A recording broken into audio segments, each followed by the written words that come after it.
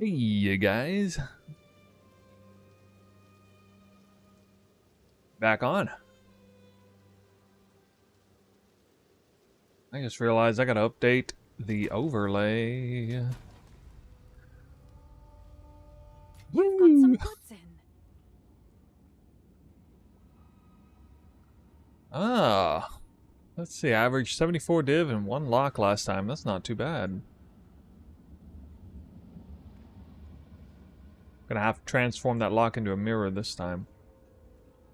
Or maybe give one of each.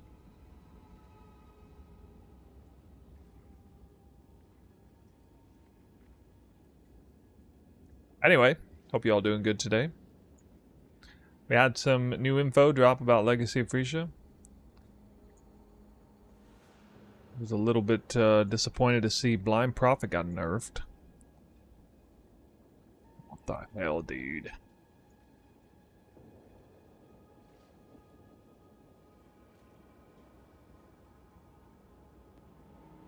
Tosui says, hey Mr. Snoo, do you think temple should not be used? Your temple should not be used if I'm on negative rarity? I mean, I don't know what negative rarity temples look like, but I'm guessing they have 0 alchemy labs. The core layout can probably be used, but like you wouldn't have... I guess you wouldn't necessarily have corruption chambers or alchemy labs. So I don't know. No.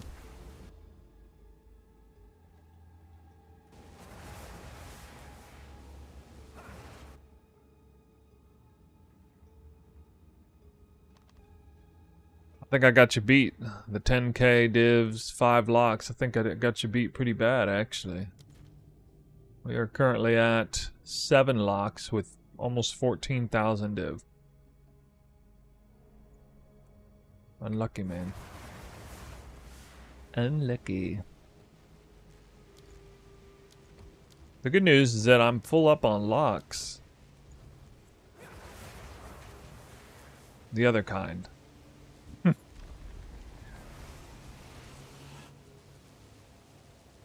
Yeah, I'm definitely really unlucky right now. No oil drop one. Have faith. Have faith, my guys. 45% rarity of items found.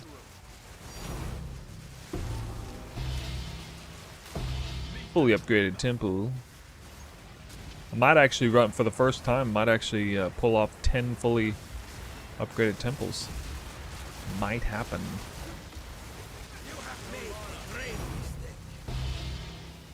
I actually spent quite a bit of time and effort yesterday on the Phrecia build. I did not come out with a video. Kind of didn't get around to it, plus wanted to see if maybe I'd hold out for updates. Kind of glad I did.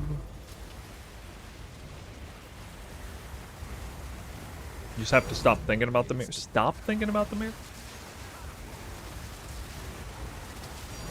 Stop thinking. I never stop thinking about it. When I drop one, I think about dropping a second one. And then it drops. I feel like it's the other way around. I feel like it's a manifest destiny kind of thing.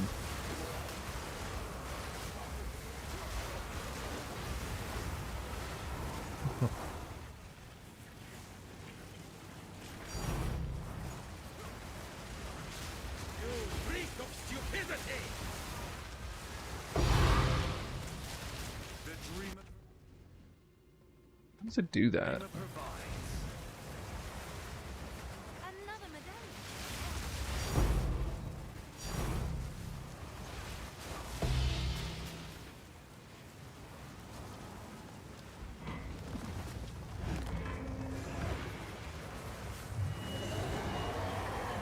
My friend is on 14k div, 2 mirrors, and like 9 locks. 9 locks? What? Oh, what? That's weird. That's crazy weird. I'm more weirded out by 9 locks than 2 mirrors. 9 locks? I guess it's not that crazy. I got 7 with 14. Okay. World still holds surprise. 150? I mean, it'll be halfway decent. I went from 120 to 170, and I saw about 10-15% more high tier currencies for that on this temple, so that should be pretty insightful for you. You would see an even bigger difference between 100 and 150. Ooh.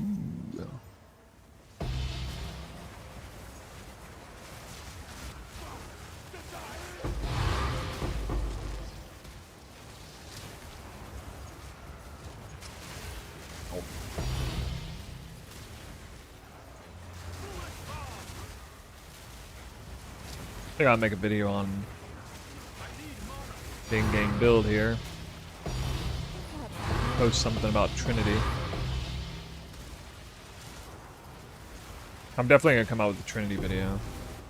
I'm gonna try to record the Phrecia video today, after stream, but we'll see if I get around to it. I will make it my goal to finish building your temple before 0.4 ends. Yeah, you know, don't feel bad if you're stuck on it for a while. I kind of enjoyed building it even more than playing it afterwards. It was that kick of the delayed gratification.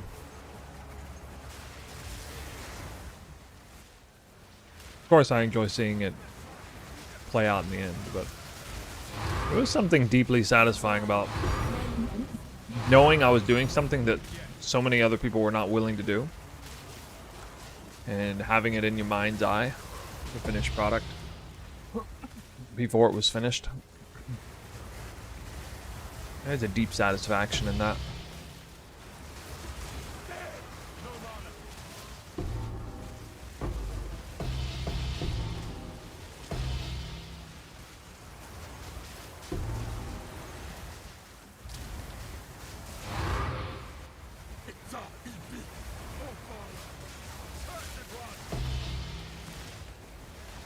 Like knowing you're going through the rite of passage to getting maximal drops from the temple.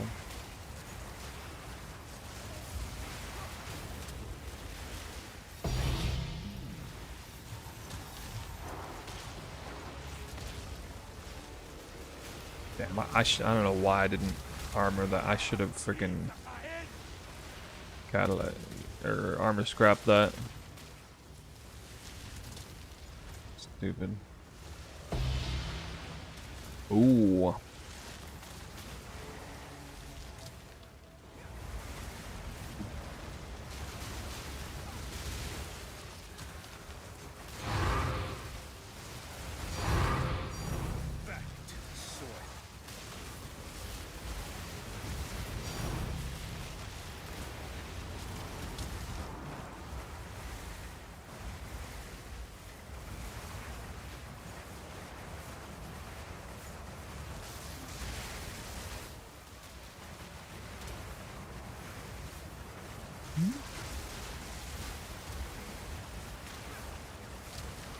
Would you see this version of Twister as better than last league's? I do not think this version of Twister is straightforwardly better than last league. The Deadeye is faster and more well-rounded in terms of single target and clear. I just think this one is better clear. Like pure clear, like way less likely that monsters escape the gap on the Twister cast. The Deadeye casts more Twisters, but no spark, so. But Twisters can miss everything, potentially, to be clear. Also, Coming Calamity and Constricting Command is really freaking strong, too. To help with Whirling Slash covering the gap on some of the clear, although that got nerfed. I still think it would be pretty good.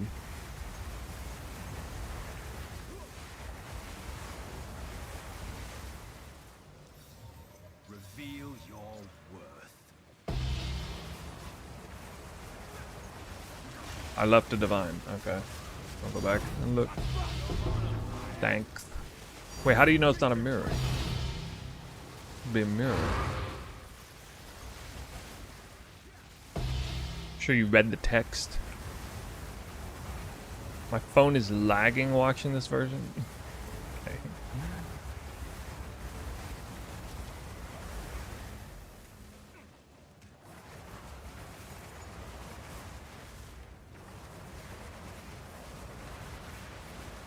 We're way back here?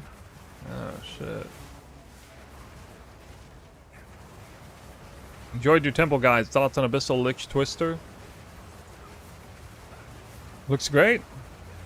I mean, I haven't seen the build in like a build guide setting to really scrutinize it, but I kind of understand it's the fundamental premise of it.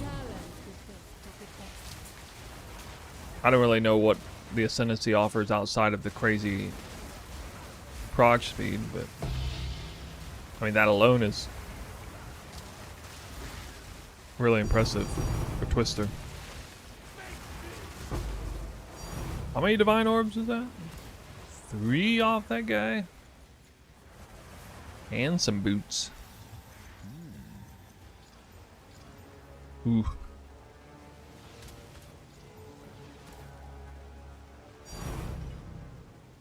Dude, imagine you hit.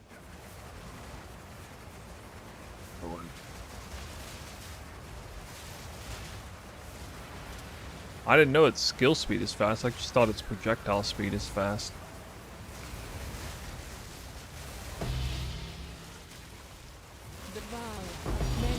Or do you have to like choose one or the other?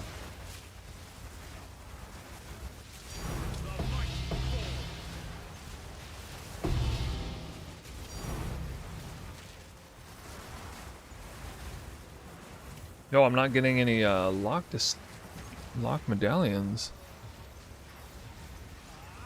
Woo.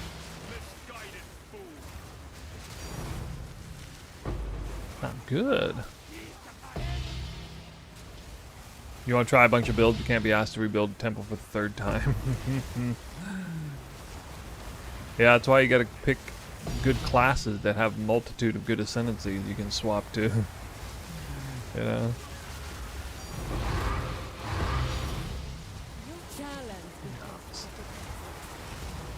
Let's see those lock medallions, eh?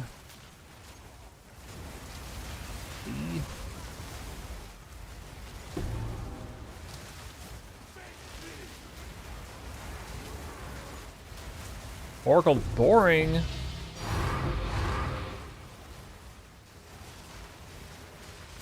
It's already boring. It's like the new cool hip ascendancy. How can it be boring?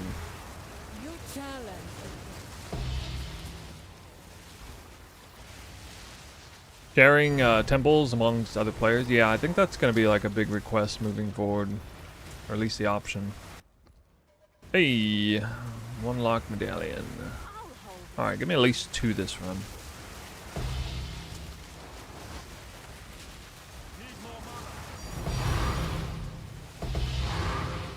I don't mind playing catch up later. You feel Invoker is the best this season for your build? Well, this build with the way I set it up, yeah. We had a really unforeseen buff to the Invoker, and that was the Atsiri body armor gaining more spirit through this body armor than ever before. I don't even have the best in the slot one, which is a few mirrors, but like an outrageous amount of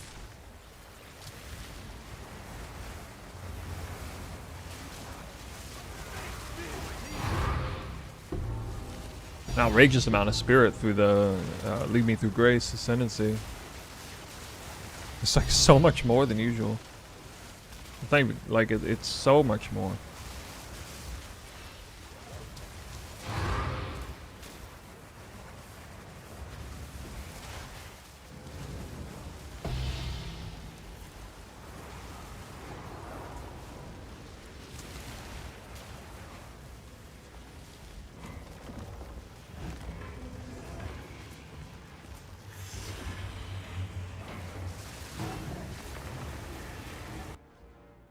Oh, I think I forgot to...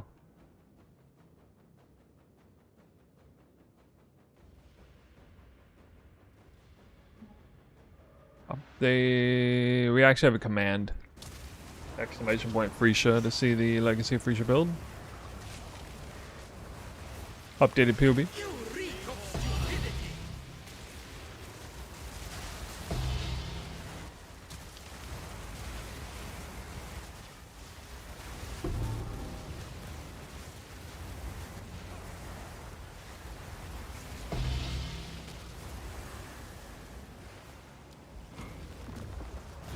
Oracle feels smoother. I mean, don't they cater to different playstyles? Isn't Oracle more about like hybrid or caster, like plants build or whatever, and then the other Ascendancy is all about shapeshift attacks?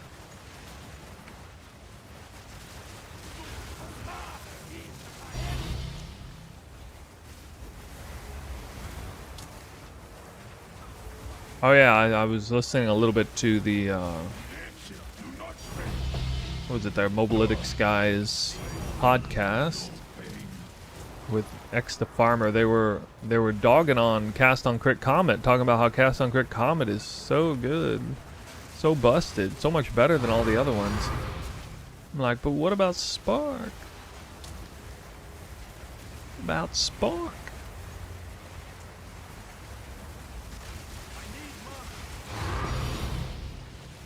I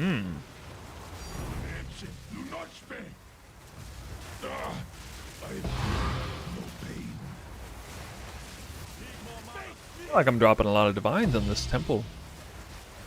Might be going for a new record. Maybe. 0.9 movement speed. Whoa.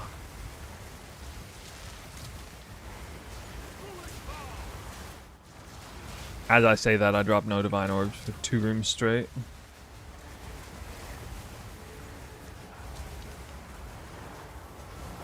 Don't think Spark's overtuned? No, not necessarily.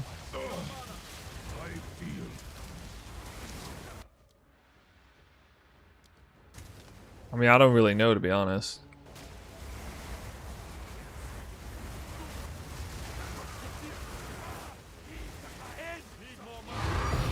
I don't play enough spell builds or builds like this to know, like, if it's really overtuned or whatever. I'd be more inclined to say Twister is overtuned than Spark. You know?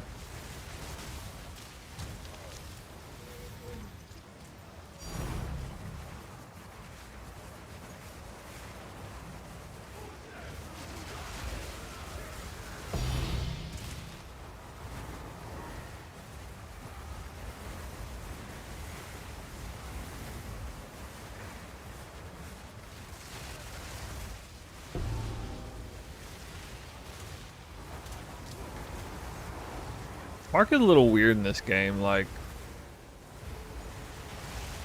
it has such short duration. Like, you feel like you get a lot of dividends from scaling Spark, and prog speed and duration, as well as skill levels. I'm getting the sense that maybe Comet is just more straightforwardly OP. Like, Spark by default only lasts like 2 seconds or something. It's not that overpowered. Such a short duration.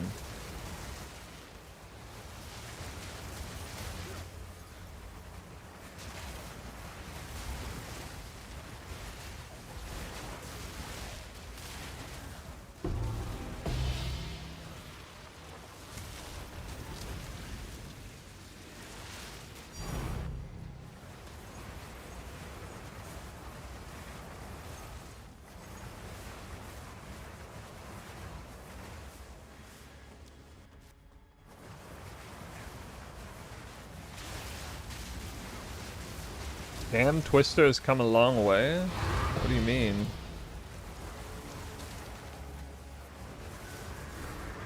What do you mean?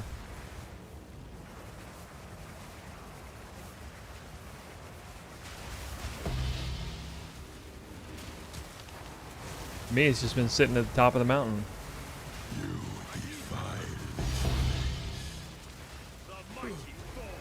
This league 0.2. I mean, it was pretty effing good in 0.2. I still thought it was better than Lightning Spear. Especially the whole accuracy stacking thing. The speed was crazy.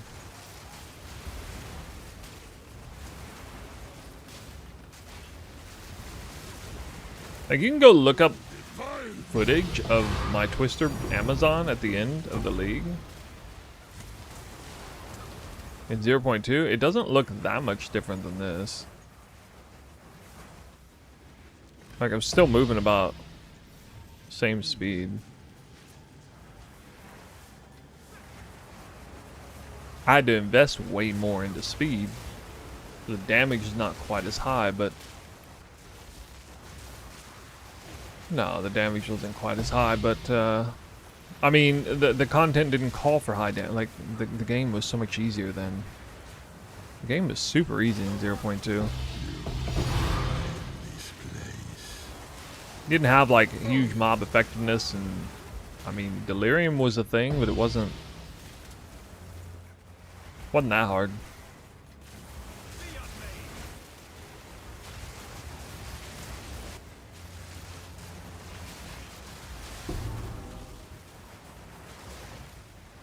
Lightning Spear is a snoozer on launch. I mean, I made the Amazon with, you know, D2 Javazon vibes intended. I wanted to play it.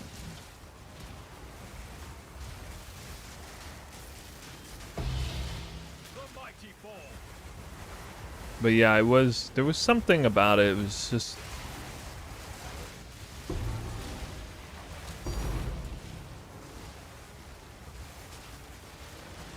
I don't know, it was nowhere near as invigorating as Twister was. You didn't think, oh, I thought probably the best thing about Lightning Spear when it was introduced was how flashy it looked. I thought they did a great job with the visuals.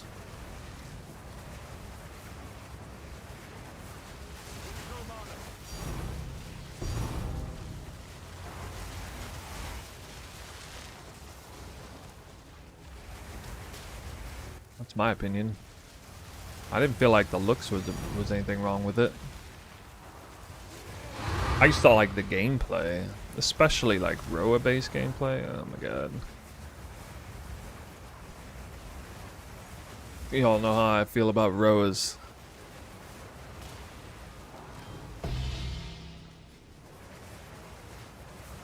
Always gotta put them Roas in their place.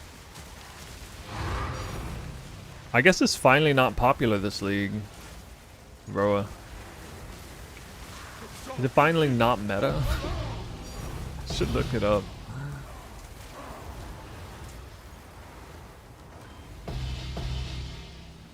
Oh boy. Ancient power. Oh my god, dude. What? You just slammed 5% movement speed in that? Without even a... Bro, what is that worth?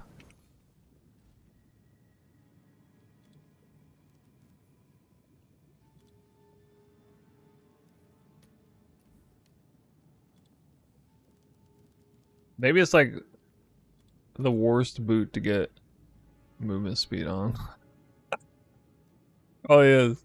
It's not even like people don't use movement speed for this build. Oh my god.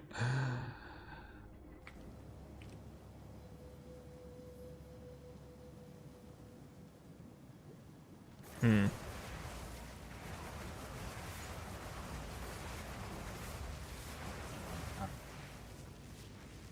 Alpha's Howl.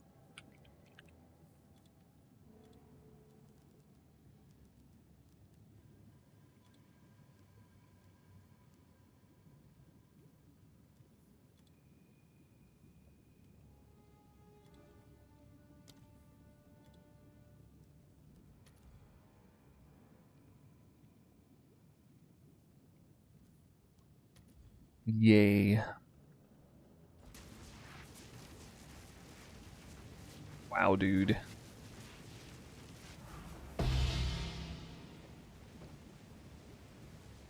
Perfect cold res roll though.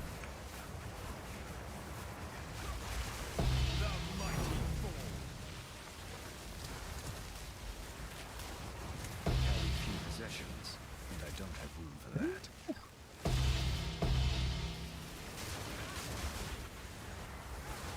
Mr. Gemling Stacker. Dude, yeah, I get it. That build, that was definitely the most overpowered build I ever played in Puri 2. That build was outrageous. You didn't even need to like use any skills. You could just use only. You didn't even need to use charged staff. It was so overpowered. Let alone like any real monk skills. Just needed Tempest Flurry and that was it. It was, in a way, it was like a 0-button build.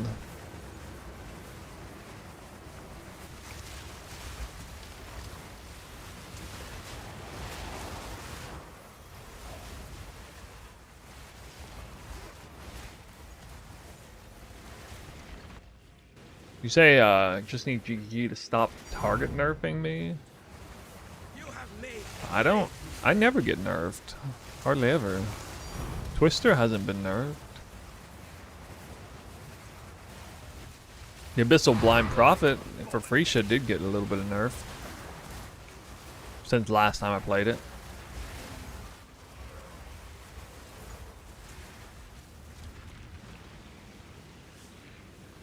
Was the spin to win? Well, I mean, there's a lot of different variations of spin to win. You just mean like whirling slash?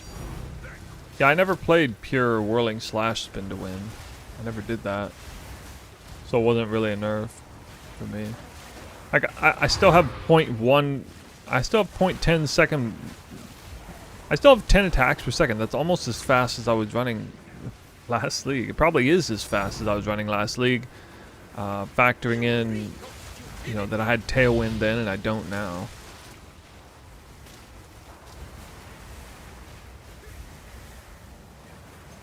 That's the funny thing. I kind of knew that it wasn't even going to be slower this league than it was last league. Not in like a meaningful amount. People were like doom and glooming Twister whirling slash movement. Like, oh no, they nerfed all our movement speed. But that's not really what happened.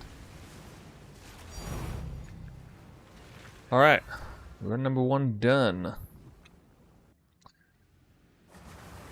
Kind of didn't drop any div at the end. 10, 20, 30, 40, 50, 60, 70, 86. 86. That's a pretty hot start. Hey guys, I'm averaging 86 Divine Orbs. Not bad. Actually.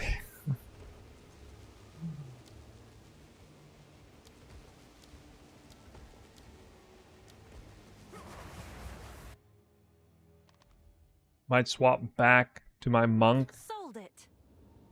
Destroy my loop temple to try your build this league. Oh, it's you. On a different character, you destroyed it.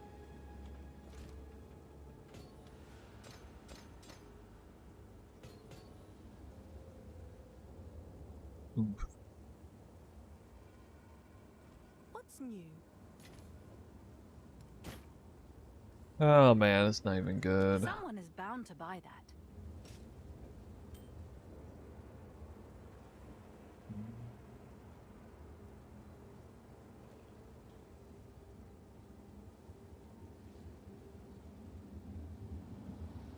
I'll do what I can to sell it for you.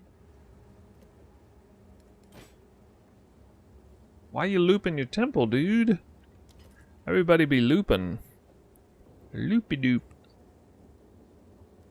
Seems like a good deal.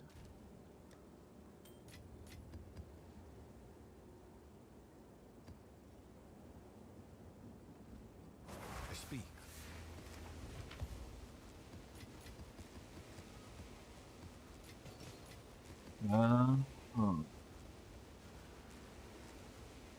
Dead tired, huh?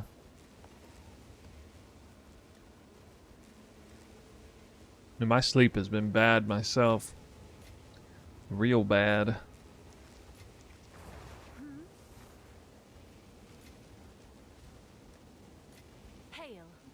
sleep schedule. I basically jet lagged myself by accident. I took a nap. I took a nap last night at like 10 p.m.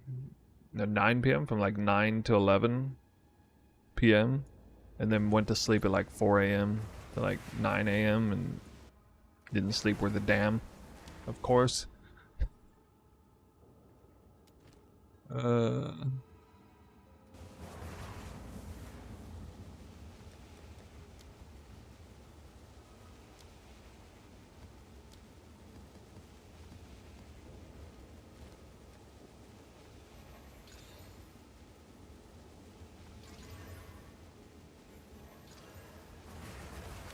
New base maps. Wait, what? What am I doing? Go back in a temple. Connected smithy to a main chain armory. Wasn't my temple, right? What happens if I do that? I'm afraid one day I'm gonna forget to lock this room. Like I'm gonna scroll over it without actually locking it. I'd be so mad.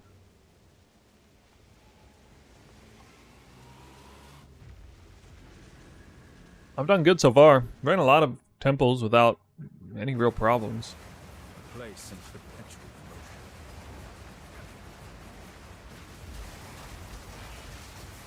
But I can't in good faith say I've gotten my time worth in until that mirror drops.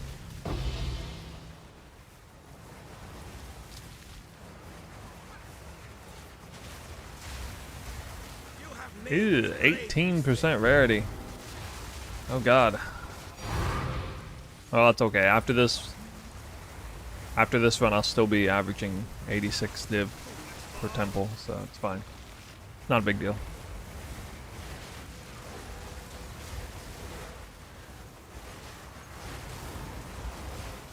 I think that's the meme of the league for me.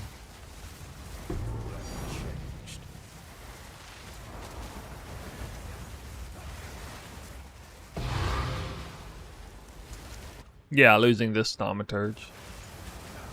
Rip.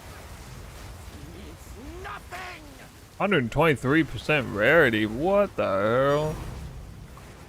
No, that's crazy. I've had over 100% one time. One time only.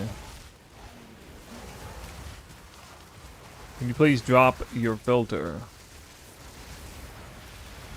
Actually, can you please drop my filter? You gotta type exclamation filter. Average duration? I don't know, I'm talking to people. Probably like 20 minutes. I timed it once a while back. It was 18 minutes. No, 18 minutes, 45 seconds. Loot and all.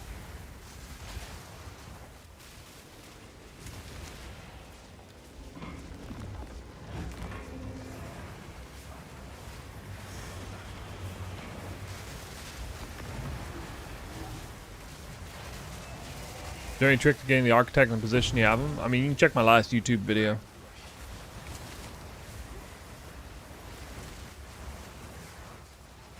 It's good information there. I actually had a section about that. Showed an example of how to get the architect to move where you want. Like what it takes. It's not 100%, but it's pretty sound. What if he disabled mirror? Bro.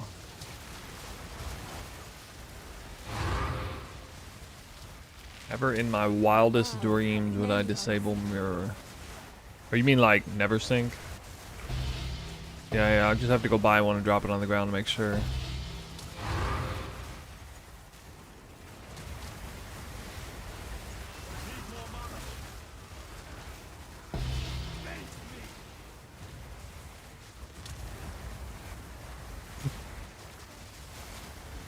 So, who in the chat is excited for Legacy of Phrecia?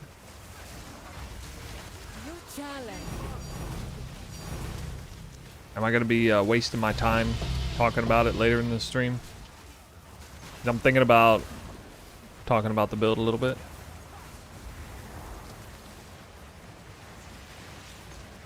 Even though I'm not planning to play it, personally. I mean, I already played the build. Triple, dude. God damn. God damn. Getting them triples.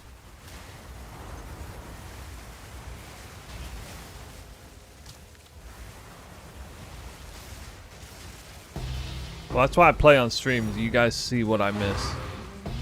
Somebody said earlier I missed a divine. Didn't even know it. Could have been a mirror. You'll watch players play PoE 1, but not yourself. Ooh. What, just to verify that the current state of the game is garbage?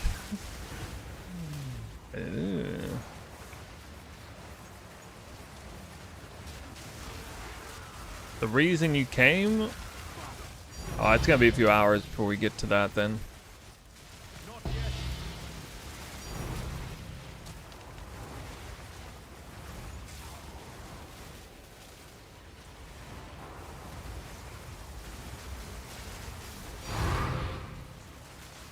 Lock medallions, bro. Who one is still your favorite of the two? I feel like my audience is pretty divided right now.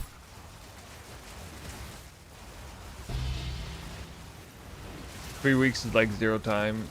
Yeah. Hey, there's lock medallion. I mean, especially when like you're trying to like craft high-end idols. Oh my god. That's so time consuming. And then what happens when you want to switch strats? Holy. Like, what? You gotta craft even more idols. And you can try to sell the ones you have, but what happens when the new strat doesn't work out and you want to go back to your old strat? Then you gotta like get the old idols again.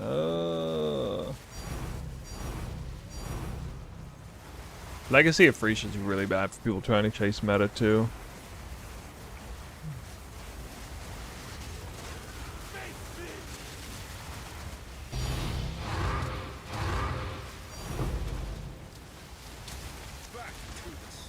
You pay astronomical prices for idols that everyone else is trying to grab at the same time.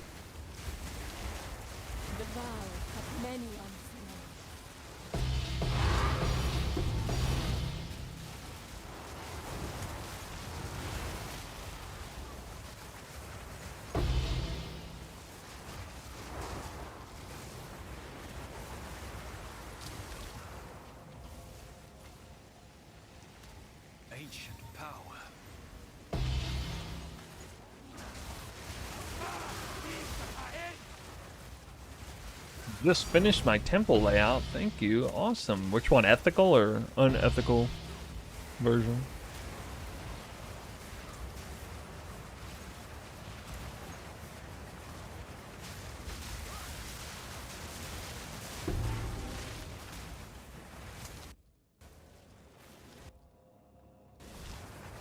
I've been hearing of a lot of people either, you know, attempting one of the temples that I was doing, or actually finishing it, like you just said.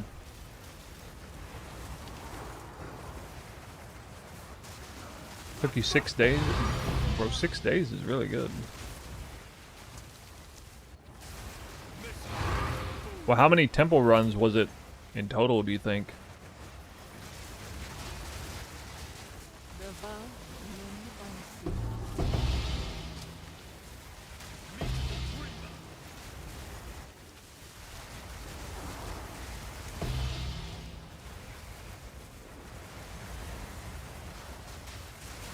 Man, this one lock medallion per temple is not cutting it. I'm gonna cut it.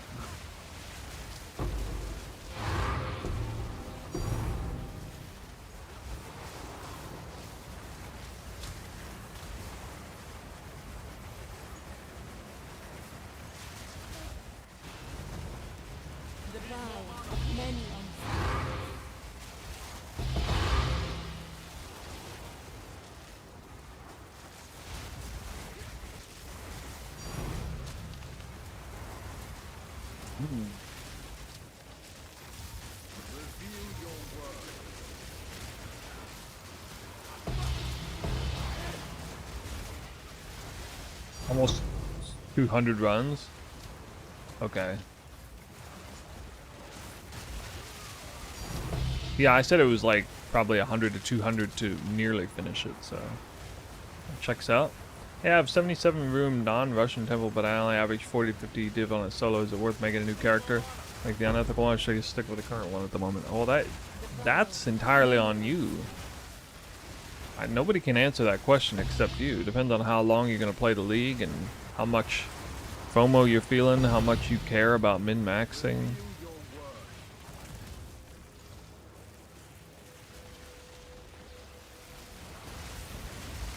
People like you're farming at least half as much as like the best solo temple can give, so that's actually the highest number I've heard from somebody soloing.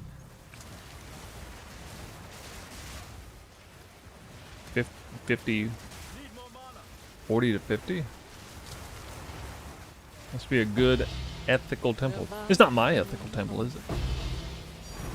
It'll be my temple. I do wonder how much div per temple on average that one gives. I would guess it'd be like maybe 40.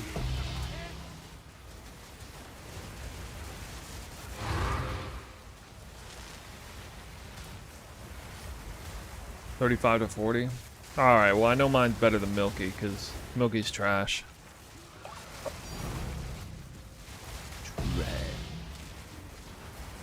He was about that expedient. Timing first, quality second.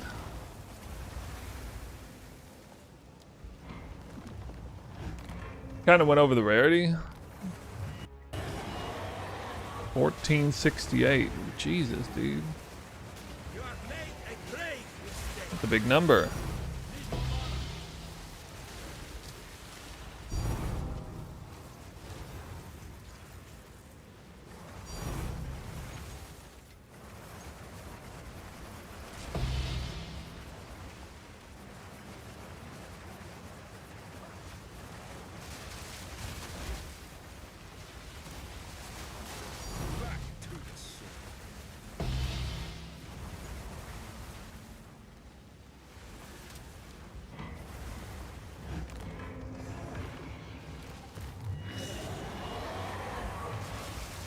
I just really hope you dropped a mirror today. I was there to see Rax drop his first one. Oh, Rax dropped a mirror, huh? What kind of temple does he have?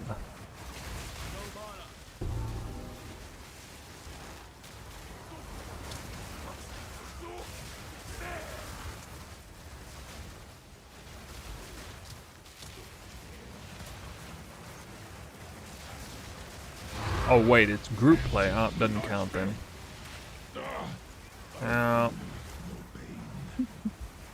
Group play. Group play. What are my thoughts on negative rarity run? Not interested. I'm not interested for two reasons. One, I'm not that big a fan of like negative rarity in general. Base farming in general. But also the inventory management sounds like a freaking nightmare that I don't want to participate in. Like the logistics of it and everything is just I mean, kudos to people who do it, but honestly I would prefer the game to be balanced in a way where base farming isn't anywhere near that lucrative. I don't like that we... I don't know, some people are going to disagree with this probably, but I don't like that we craft items from like straight up normal bases. I think the vast majority of rare items should be coming from partially finished items. Like the tiered system, I would like to see the tiered system dominate the crafting meta. That way you could actually get excited about something you drop on the ground.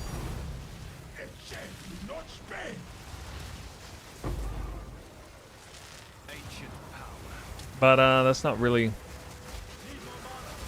how it works. It worked that way for like a split second back in 0.2.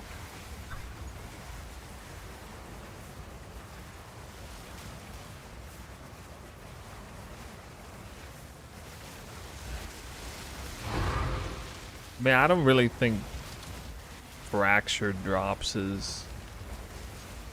That's not what I mean when I say that.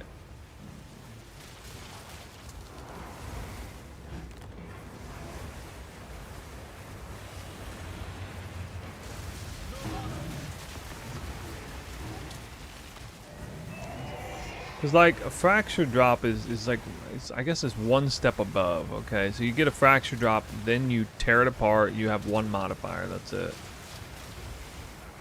That's still not that invigorating. I mean something like what last epoch did with exalted item drops. For an item, for like exalted drops, it wasn't just about like, oh, congrats, you know, you got this fractured mod and now you can, you basically have a base plus one mod. Plus, it's essentially still like, it's functionally almost exactly the same as base farming. It's a base with a fractured mod already done. I'm talking about like last epoch's system was you're fishing for exalted mods.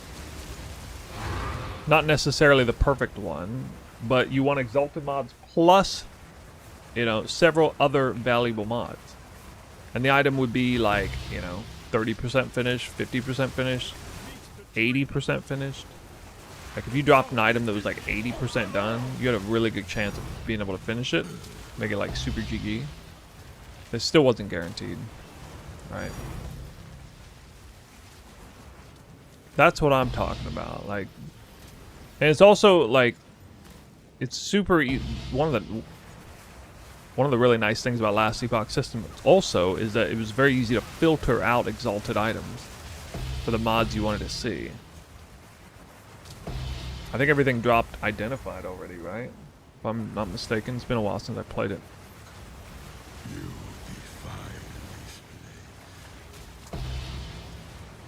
So you see an item, you're immediately excited.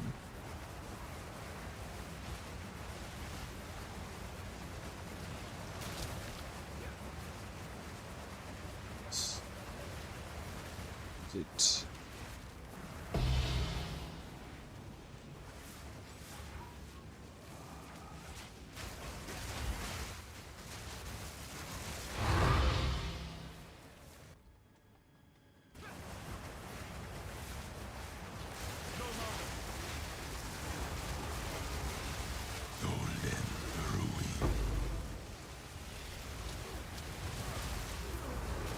The legendary system is really good. Yeah, dopamine, ground loot. Yeah, absolutely. I mean, to me, it's... At this point, how long ago that game came out with that system, to me, it's a little bit embarrassing that GGG still is using this archaic drop system that they have that is not fun. GGG has done a great job with like making you excited to drop currency on the ground, farming for currency drops. Yeah, that's exciting. Last epoch doesn't have currency drops, so I mean they do something right. But as far as like actual gear and stuff, and I mean, to be fair, you know, there is kind of an inverse relationship between the excitement of currency drops and the excitement of raw loot on the ground, because the more exciting raw loot is on the ground, the less currency invariably matters, because you don't... The more an item is done and finished, the more that items drop exciting, super exciting and finished or nearly finished, the less currency matters in a game to craft on it. So I mean, there is some give and take there, but I guess that would just make divine orbs even more valuable. Actual divine orbs. I'm dropping some pretty good divines here for a crappy, what is it, like 18% or something? Yeah, 18% rarity.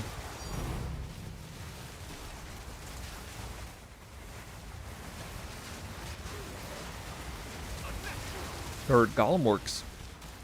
Or that second tier 3 Golem Works pumps.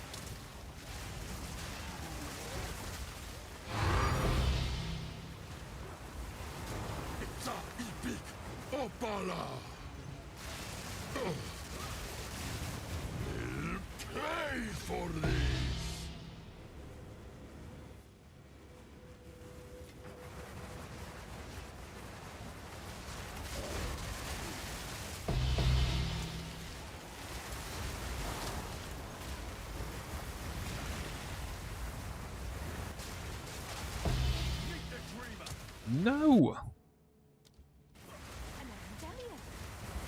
Need a Golem Works medallion.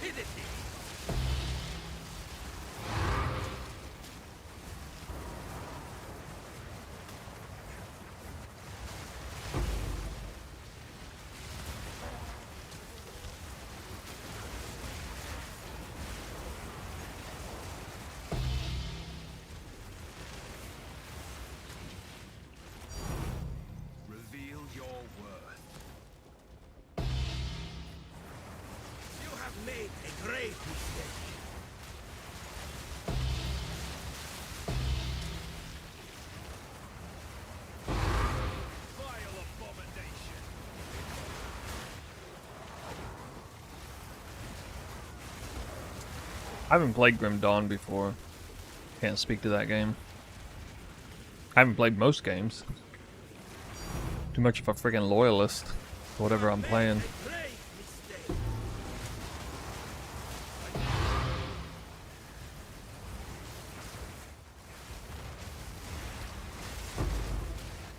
Well, I only got one lock medallion again.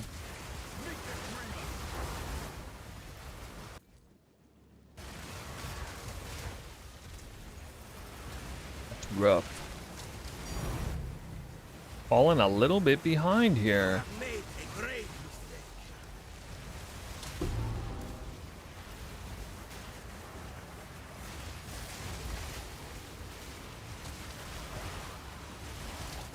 Did the update today make Val Ruins always open now? I completed my ruins, but now it is back open again. You mean like in a map? Before you have 6 crystals?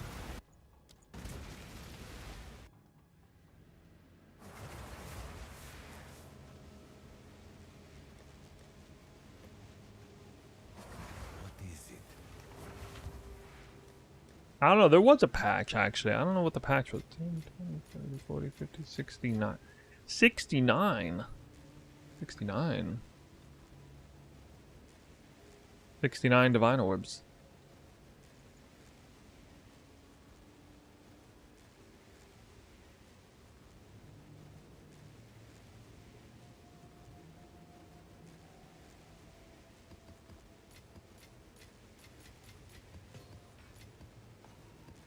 69 is better than I usually get, if you know what I'm saying.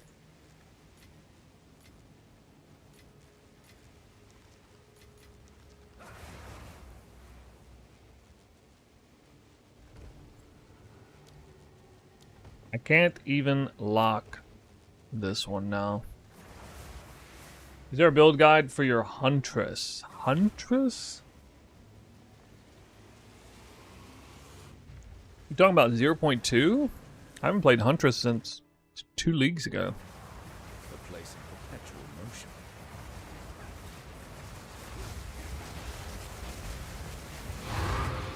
Back to the sword. It's not like a... There was a max roll build guide, I think, for that back in the day. Oh my god. What is this garbage, bro? 0% monster area rarity. 0. For this twister build, yeah, there's a build guide. Check the description of the stream.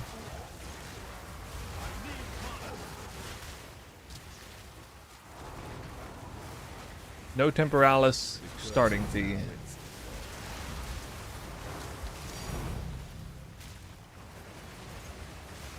It's been a while since I spawned 0 area rarity.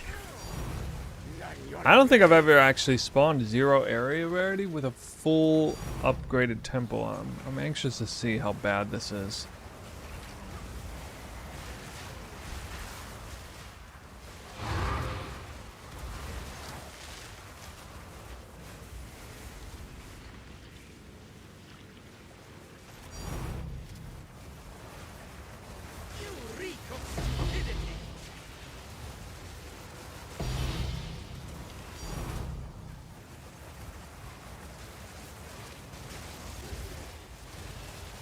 Did a great job with the guide, really put some effort in it.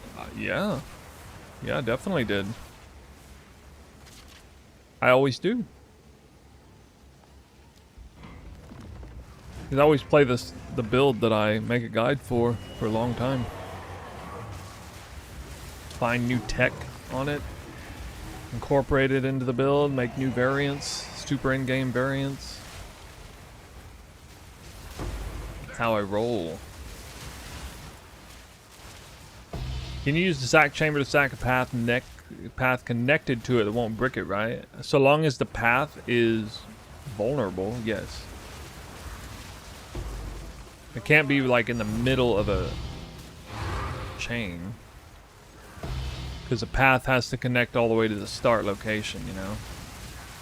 But as long as the path itself is vulnerable, like if it's a path right next to the rooms that it builds into, then yeah, it's fine. Like if you just throw a sack chamber on the road next to a path, you want to delete that path, and it's at the end of the chain already, well then yeah, it's fine.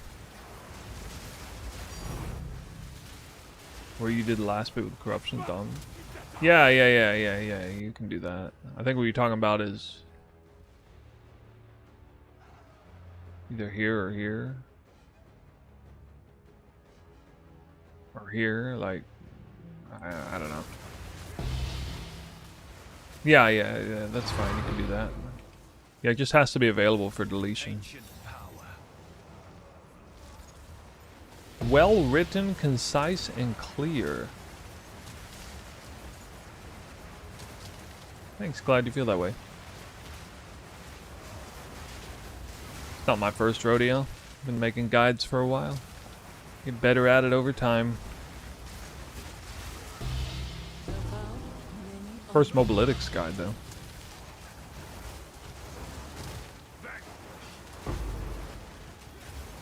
Uh-oh.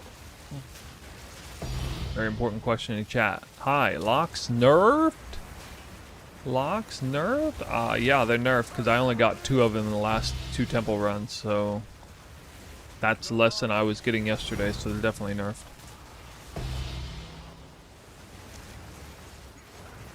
If this trend keeps up, my entire temple is gonna collapse. I'll be in ruins. Shambles for days.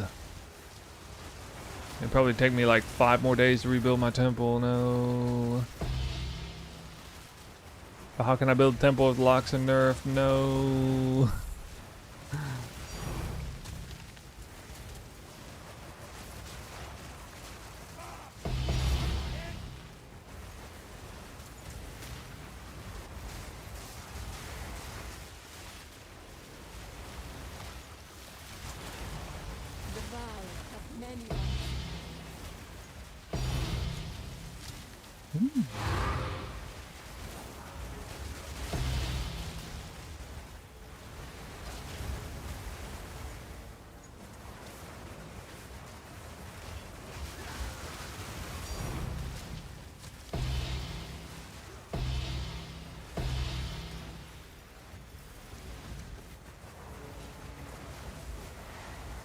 I still have made this twister build. I can't seem to do any single target for bosses. Well, I'm guessing you got some pretty low-end budget gear, and the build is advertised as not being very good for bosses on a budget.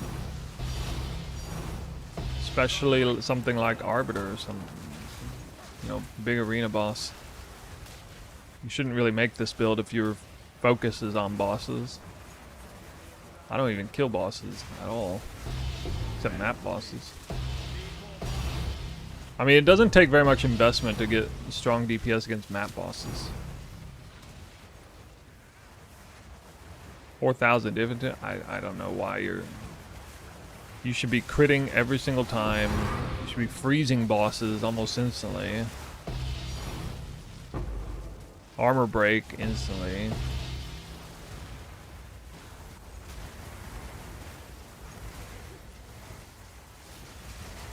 Yeah, I don't know. You must have done something wrong if you invested 4,000 div into it. Are you still using Tangle Tongue or something? I mean, once you switch to a halfway decent real weapon, it's...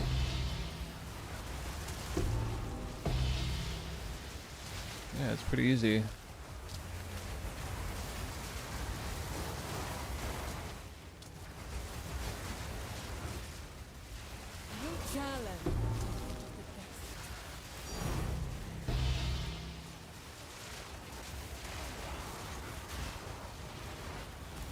Oh, I know what probably your problem is.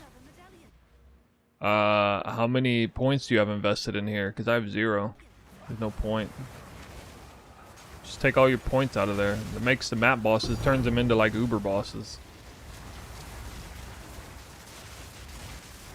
Unless there's some specific, unless you're like trying to, I mean, I wouldn't exactly recommend this build for Citadel farming, Uber Citadel fragment farming.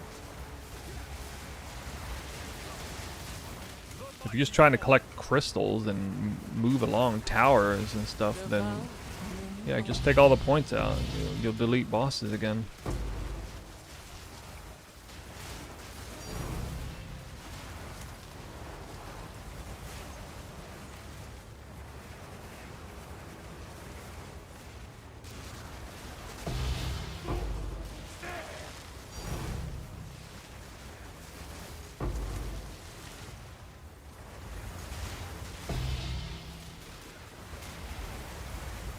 I mean, that's one thing the Deadeye was good at. Like, the Deadeye would still... even if you had all these points in, the Deadeye would just delete the boss.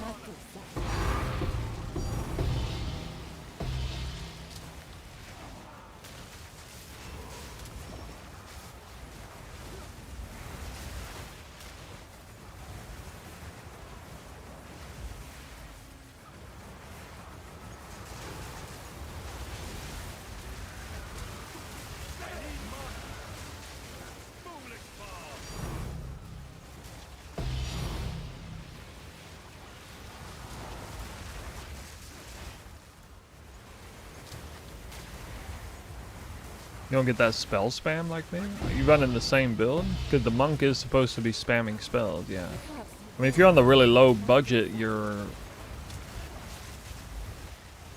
running like elemental invocation still. You're not gonna have high spark DPS.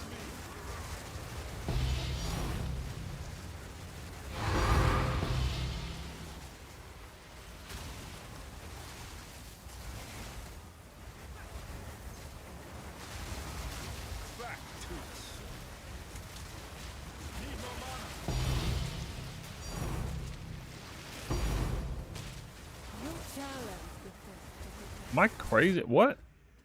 How am I dropping so many divines when I have no area rarity? Is it like hiding in a different place? Build's hella fun to play. Just got problems to solve. Dude, what the hell? I dropped like 12 div in this room. What is even happening? Maybe somebody had a conspiracy theory that maybe I actually have too much rarity. Is removing divines drops or something?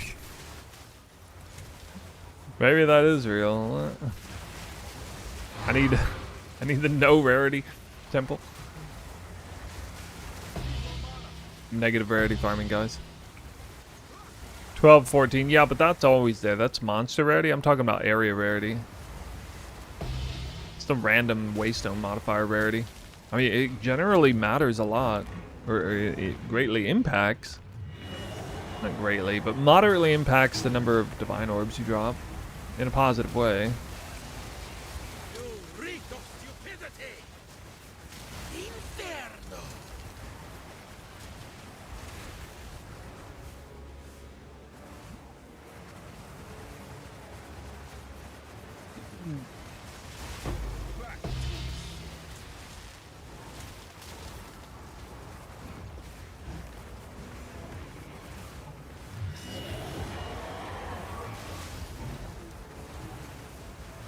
That was the boss.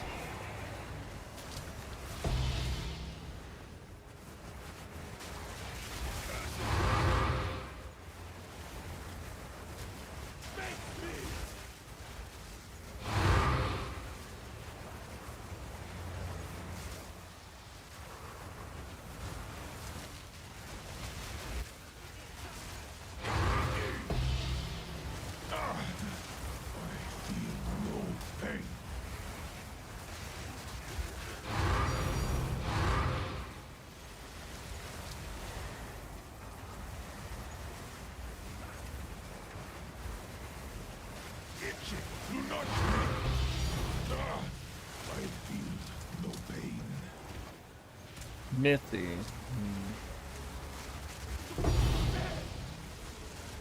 His partner in crime, the Golem works.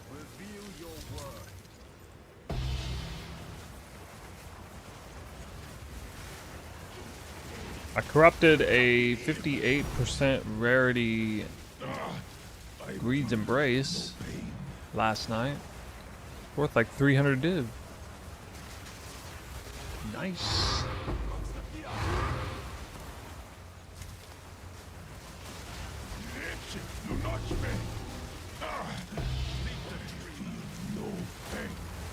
Okay, now I'm not dropping any divine orbs. Wonder what's going on. I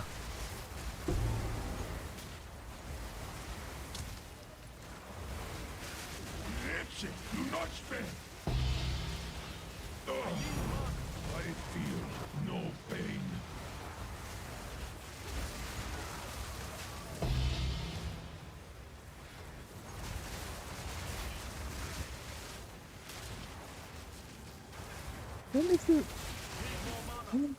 That actually worked.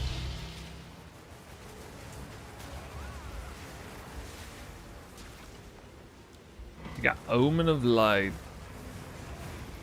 Yeah, that's like a 40 div payday. I checked the price of Rakieta's Flow yesterday. It's like 280 divines or something.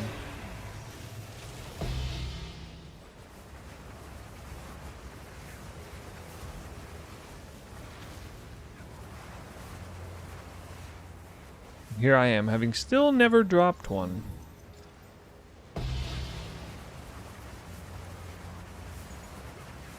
You have made a great mistake. I'm at a point where I don't even like run the map. If I've unlocked it, it's just like I'm in complete despair mode. It's like a waste of time, never drops.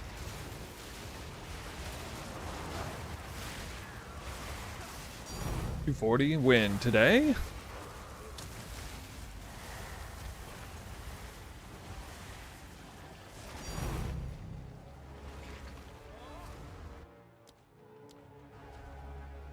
Wait, what am I doing? I'm not done yet.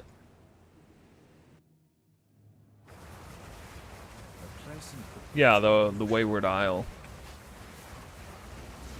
Anomalous map. Oh, I'm saying I've killed that boss like actually like 100 times and never dropped it once. 100 times across like 2 leagues. Maybe not 100. Definitely at least 50 though. It's terrible.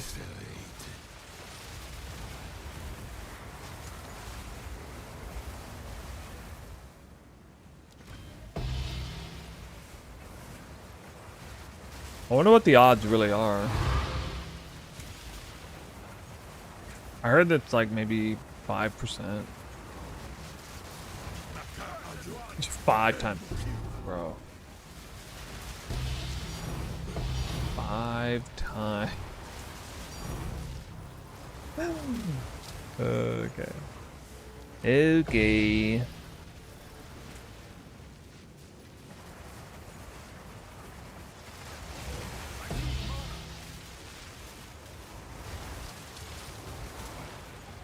How many divs per run? Got an overlay, right? Can you see the overlay?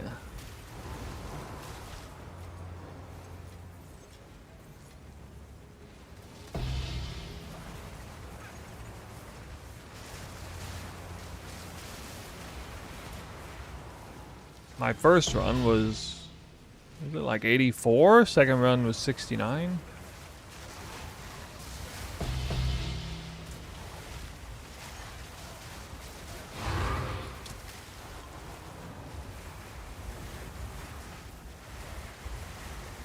Not 5 runs later, no lock is dropped from 2 level 3 Spy Master rooms.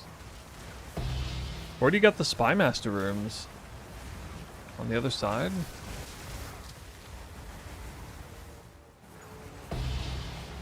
Do temple rooms have equal chance to appear? Well, that is the question.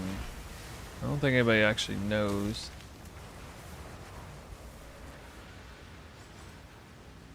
People definitely think Spy Master token is super rare though, but I think that's a misnomer. Left side. Can you help me understand Trinity? Do all 3 bars need to be full? Yeah. They need to be almost completely full. Usually it's like 2 bars full and the other one is over half full to get like to get especially the attack speed component of it. It says you have to have like 240 resonance or something. Or 250 resonance. But I mean it scales linearly with all this stuff. Like the more resonance you have, the better. But it's not like it's useless if you don't have all 3 active. It's definitely probably not really worth using Trinity unless you are able to activate all 3 at once. Look at that. It's like max right there. Holy cow, dude. How does he do it? How does he do it? I'm the Trinity God. Trinity Messiah. The Holy Trinity. Just use painter's gloves? Really? You're gonna sacrifice an entire glove slot just for that? How's that gonna work when you got all kinds of percent gain is extra from various sources, like on the passive tree? That doesn't make any sense.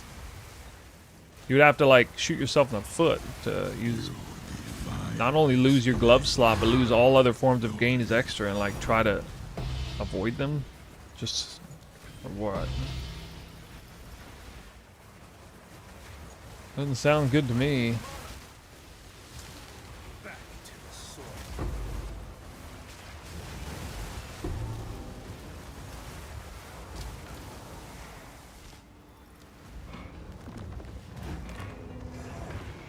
Increase item rarity. 12, 14.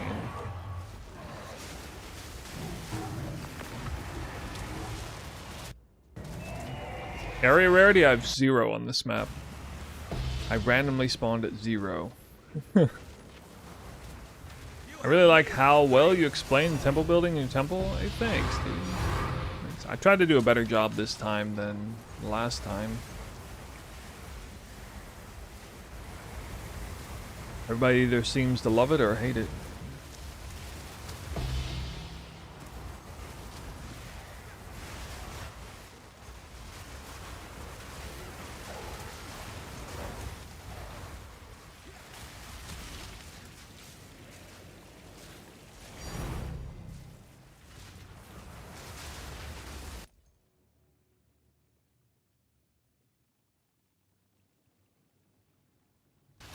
You have made a grave mistake. Give in to your doom.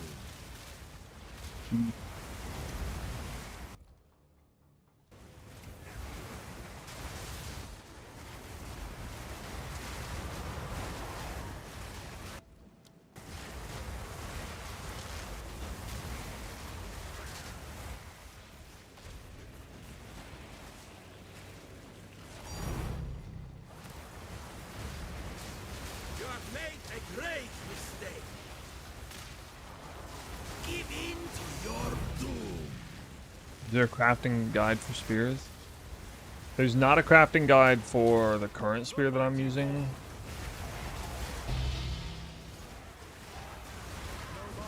I recommend people either just forget about the plus all prog skill and go for 3 attacks, in which case there is a guide from 0.3.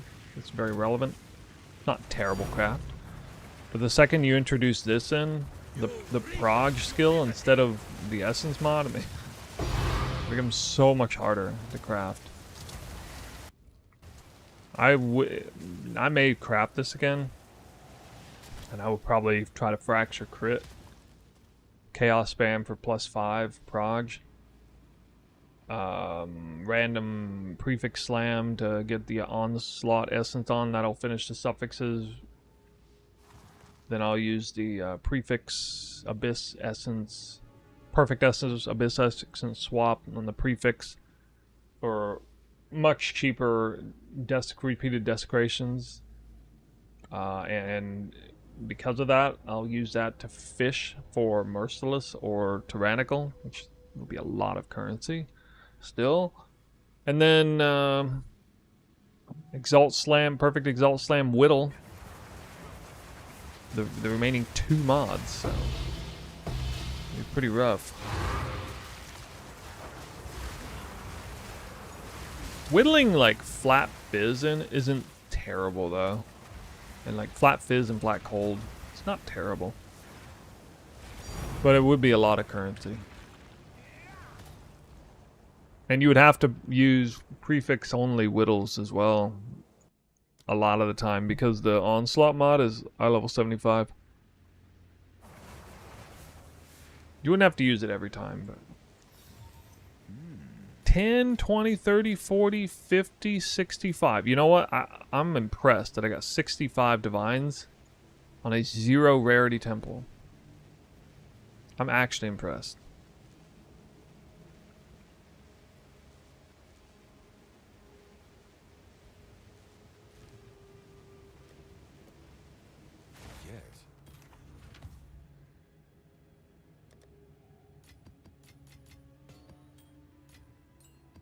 Next up, however, I gotta try and random golem works in here. I have the reroll and the 1-up, so nice. We hit 1 without even needing the reroll. Saved a lock.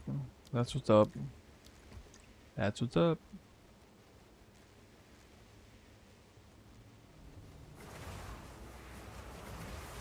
Div difference? Yeah, well, the last temple only had 18% area rarity, so it's pretty bad. Alright, we got 58 this time. That's above average.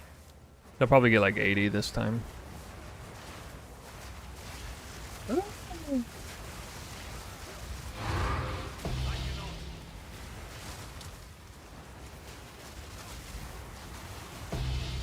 When you first start building your temple, how do you clear out the layout? Should you have a certain number of blocks before you start building at all? Well, I mentioned how to get the architect in the right position.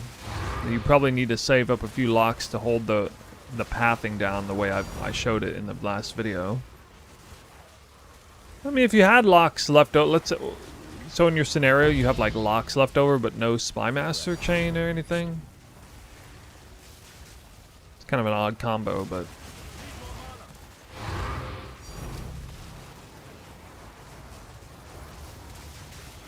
I mean, I just assume the worst of it. You don't have any locks, no spy masters, nothing at the start, because that's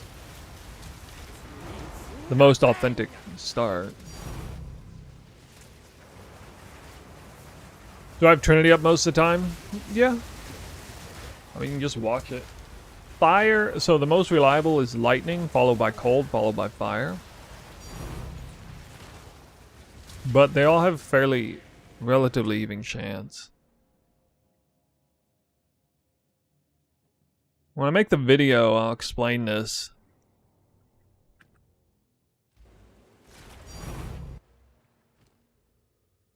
So on weapon set 1, here's the breakdown. We have Whirling Slash, which honestly isn't hitting things all that often, and you can see that any one of these numbers can win, but Cold has the highest chance. The highest min and max. I do recommend actually putting Fire on this weapon though, not Cold and or Lightning. Probably Cold and Fire would be good. Maybe, I don't know. It doesn't matter that much, honestly. Not a bad idea though, to go fire heavy on that, because it helped make up for the failure to hit fire. But with this build, you can't even like depend on Whirling Slash to hit anything, because stuff just dies off screen. You really got to rely on Twister and Spark. Now in maps, Spark doesn't even have a chance to hit anything, so it's just Twister. Really, I mean, it's just Twister. And so you'll see on Twister, fire never wins, right? Or sorry, my mistake. I said that wrong. Lightning never wins. Lightning never wins on Twister. That's because we have a whole bunch of gains extra cold on Twister, primarily like hail. Wait, this doesn't even factor in that number, I don't think. But we have a whole bunch of extra flat cold on the rings. And then Twister is also only on weapon set 2, so that's only reading weapon set 2. And a whole bunch of flat cold on the spear. Right, because that's like crazy flat cold there, big flat cold here. Would you switch to Trinity without Vertex and Atsiri body armor? No, because you need the Atsiri body armor to have the spirit to get Trinity. So probably wouldn't do it without it.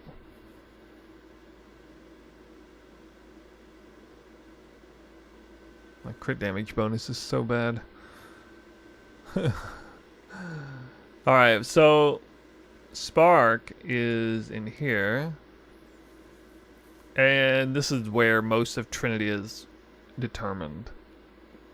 The Twister is very cold heavy, especially when I'm supposed to get like... Because I also have this here, and I'm supposed to get a chilled ground, so freeze Twisters, and it's like super cold heavy. With Headhunter buffs and stuff, it's not always cold themed Twisters, but even if I get lightning or fire themed Twisters, quite often cold wins from Twister. Well, Spark, however... Cold typically loses this. Not 100% of the time though, because you see how low the min roll is. So it's a random roll. There's no Defy 2 in here, so it's not like lucky rolls or anything. It really is random. So any one of these can win. You know how many times Spark hits. It's actually a terrific delivery system for Trinity. Even though it's very lightning heavy, it's still going to have a decent chance hitting the other two. fire is higher than cold here. That's really important. And like fire, I felt like fire. If fire and cold were the same, fire really doesn't activate very often. And if I check on this side, play PUBG, sir, you get more views from India. I don't even know. I don't know anything about that game. So, probably not, dude. You could play Path of Exile instead. Now, the interesting thing here is on weapons at 2, the discrepancy between cold and fire especially is even higher. Fire is even better off. Or on weapons at 1, I meant. Fire is even better off. Like, fire is even higher compared to cold, as well as lightning, for that matter. And it's even more than that because I deliberately changed this to weapons at 2 only. So, I don't actually get that on weapons at 2, but weapons at 2 has an extra 8% gain as extra lightning and cold. Whereas weapons at 1 does not have this point active. Doesn't count for the first hit on a monster, but every subsequent hit. And so what I find is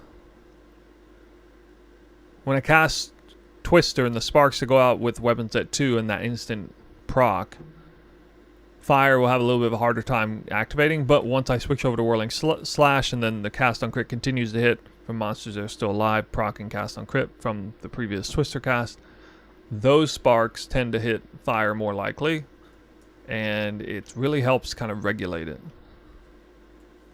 pretty decently. Of course, we get most of our gains extra fire from these points here.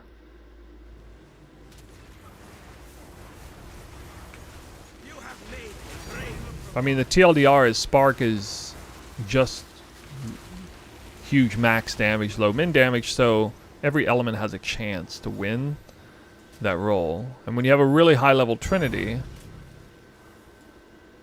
like this, 16 resonance on hit, lose 3 of the other 2, that's a big difference there. One of the secrets to making Trinity work well is have it be really high level. It really helps with that huge discrepancy in resonance gain and loss.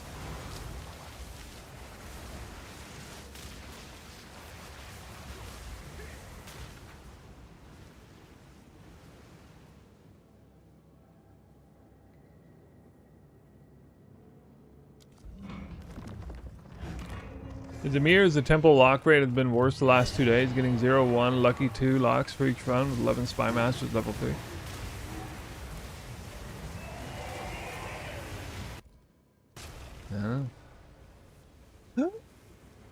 Maybe I'm just lucky. Is Trinity really that good? Yeah, it really is that good.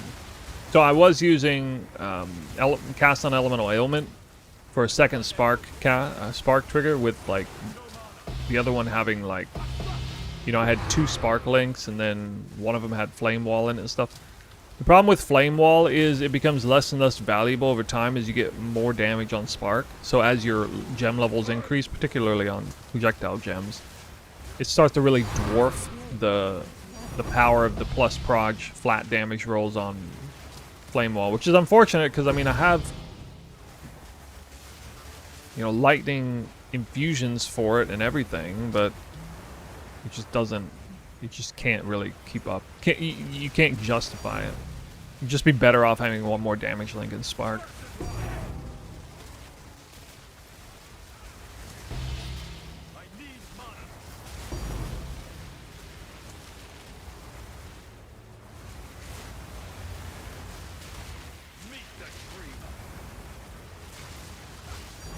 So when I dropped that second Spark link, the biggest benefit was my frame rate improved dramatically. Having twice as many procs on a metagem, or having half as many procs on a metagem, does wonders for your frame rate during lag or whatever. That was the biggest benefit out of it. So I transferred damage from a double spark link to a single spark link with Trinity. Basically, obviously, it costs a net more spirit to do that. But you know, I had the spirit for it, so exceptional conquer plate. 21%. Whoa, what? 1170? Oh my god, dude. It's like the opposite of really good. It'd be 1830. Goodness.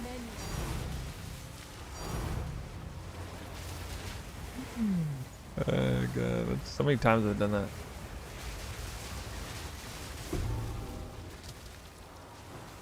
I'm building your unethical temple, now stuck at the Golem Works branch, waiting for an altar of sac. You should only really need the... whoa, Jesus. You should really only need the altar of sacrifice for that if you're on the spot where you're like combining the corruption chamber links with the Golem Works links. I mean, I tend to just move it along the hard way with a path here and the path here, and this gets deleted, this one takes over, path here, this gets deleted, this one takes over. I mean, it's, yeah, it's a problem if you're like dividing them up and they get far apart, the connecting points. I put barrage on weapons at 1 or 2. You should put it on weapons at 1. Just have more skill speed on that one. AKA cast speed. Hey man, new to viewing you, just a quick one on this build. Can it be on a budget and still work, not as OP as this? Yes, 100%. Check the description of the stream, you'll see early in-game variant and only costs a few divines, like even just 1 divine to set up that stuff. Fundamentally, it's going to function the same as it does here. You do have 1 extra button, elemental invocation there, but that variant is kind of bad at bossing. Don't level this up. Kill map bosses. Don't farm Arbiter, you know. Don't try to farm Uber Citadel fragments, and you'll be fine. But on the flip side, you could absolutely destroy like Simulacrum 3, max Simulacrums, temples, everything. Even temples like this would probably be able to do on that low of a budget, which you wouldn't be on a low budget for long if you're doing temples like this.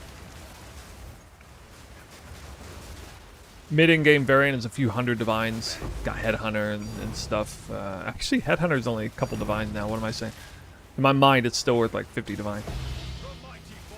There are some other things in there that are a little bit expensive, like a weapon craft, I guess. Blown away by this? I haven't got much knowledge towards PoE 2. Yeah, you're welcome. No problem. Welcome aboard. People come visit my stream when they want to see actually like overpowered builds that nobody knows about. That's a common theme around here.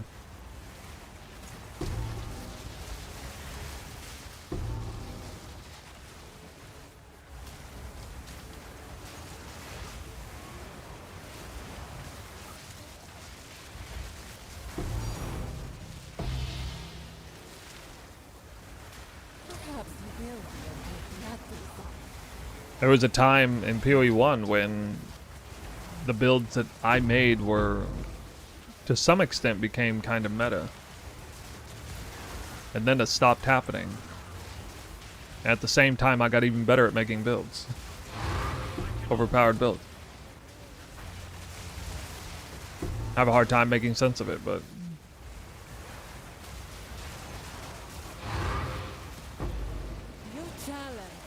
Oh.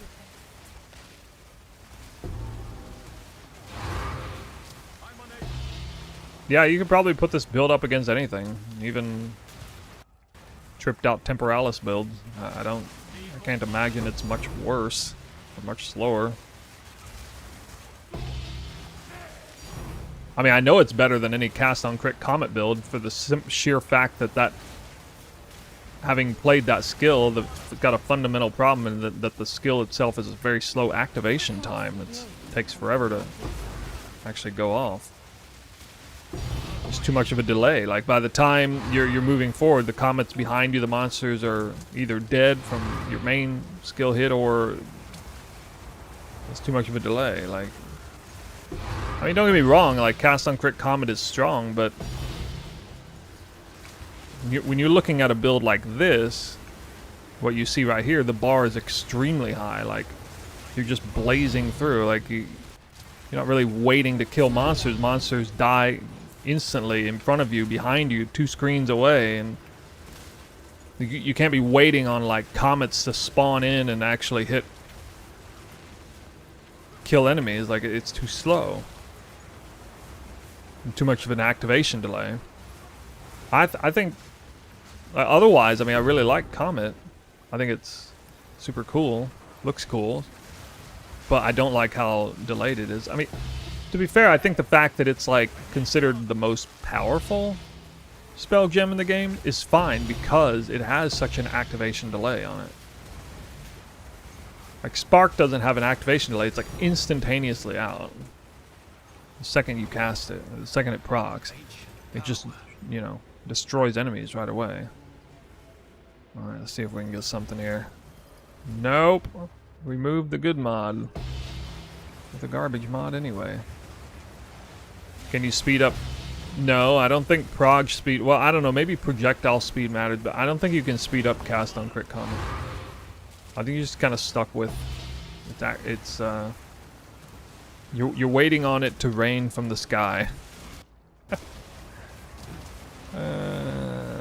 Doesn't Twister have a 0.2 or 0.6 is cooldown before it hits the enemy? I guess, but no. See, that only applies to each individual Twister. Each individual Twister has its own internal cooldown, so that's why, like, projectile speed is really strong, and you want to, like, slam a ton of Twisters into an enemy and have them move around fast to come swing back around off the wall and stuff. That's kind of why, like, reduced projectile speed doesn't really work for this build. At least not yet. We're gonna need to have, like, really, really, really low projectile speed for that to ever be a thing. Yeah, so if I attack with 80 Twisters, all 80 Twisters can hit the enemy at once. And they each individually have a 0.66 second internal cooldown. But that's not even my primary source of damage now, it's actually Spark. That's like secondary damage. My Twister still does pretty good damage here though, because like projectile speed 3 is for utility and damage, and then salvo is utility and damage, you know, to get more proc rates out.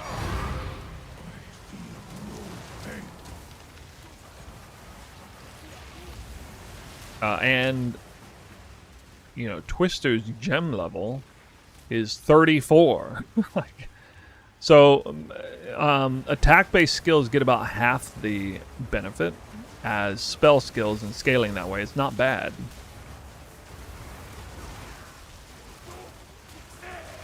So actually, my Twister does pretty good damage on this character. You know, and then obviously having like a really, really strong weapon like that. But, you know, I'm not running, you know, double breach rings with 3 flat rolls or anything like that. So we're not scaling Twister damage to the moon here.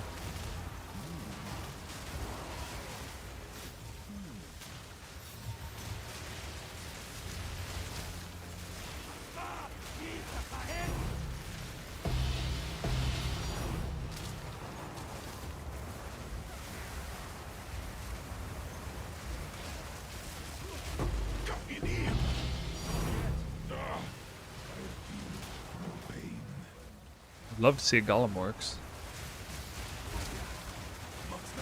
How much prog speed do you have on the tree? Not much, honestly. It's just right here. These two. 23%.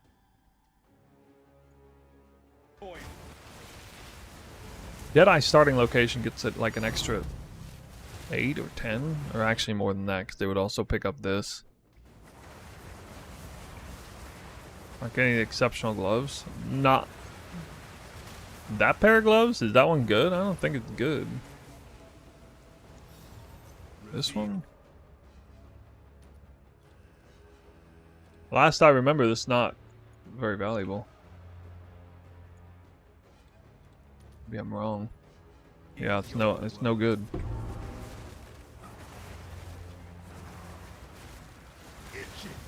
There's no convenient way to like set up seeing all of the exceptional pieces that are only valuable as exceptional pieces. I mean, they change in value anyway. So I just have every single +1 socketed item that drops show up there. I just have to kind of learn over time which ones are good.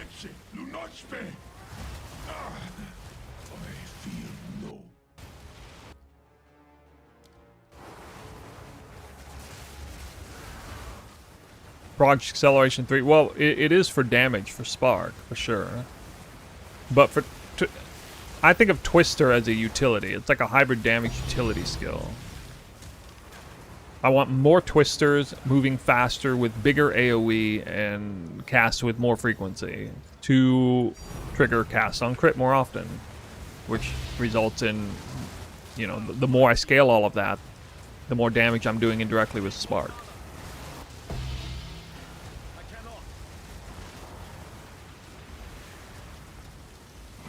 Probably the biggest thing with this build that is, you know, just dumbfounded at like the off-meta nature of this. Like, why is Twister not considered one of, if not the best skill in the game for as a cast on crit delivery skill? I mean, what skill is better than Twister overall? Name me a skill in this game that is able to proc cast on crit with more frequency and intensity and longevity through its cast than Twister. I mean, I don't know everything about the game, but I'm not aware of a skill, spell, or attack that can outperform that.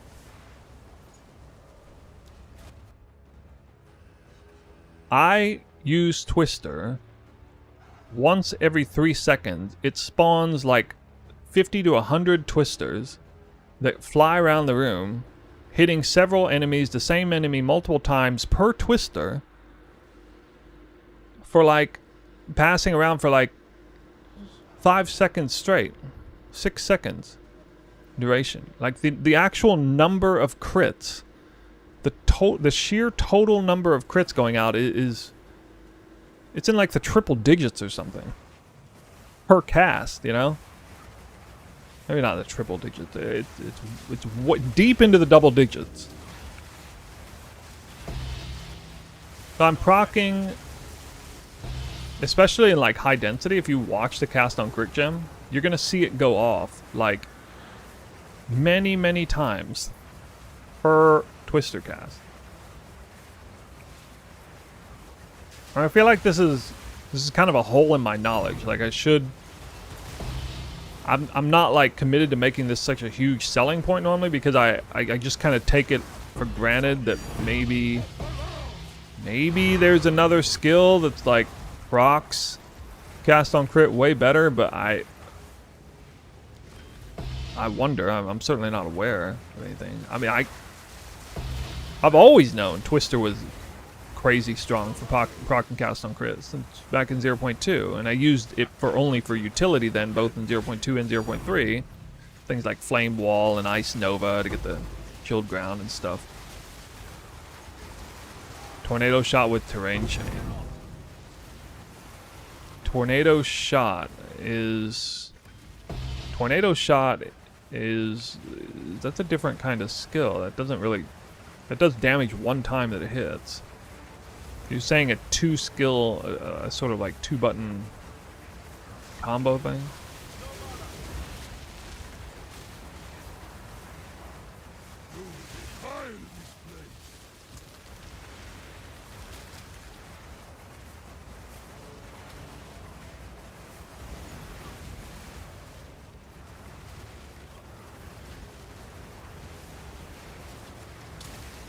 Projectile speed's still a huge deal for Twister in general. It gets around the field a lot more. It can hit several enemies at once many times. Alright, I got an unactivated guy apparently.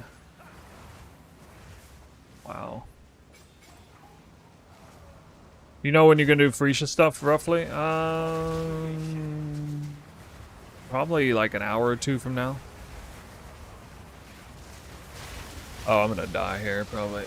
Oh no, headhunter buffs. Woo! Oh. Oh. Ramping.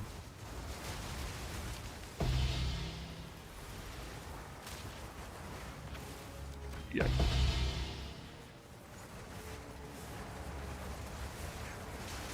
You here for the Phrecia stuff?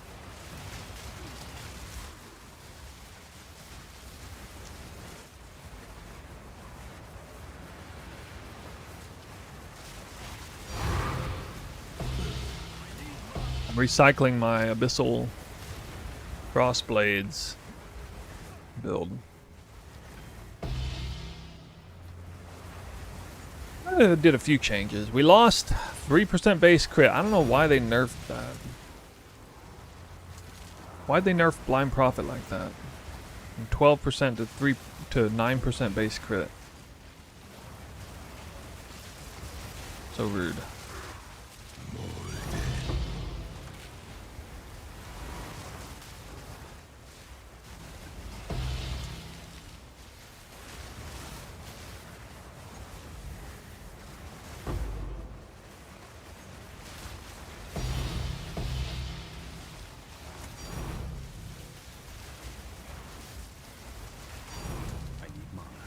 Is that chest piece that gives overleech still work the same?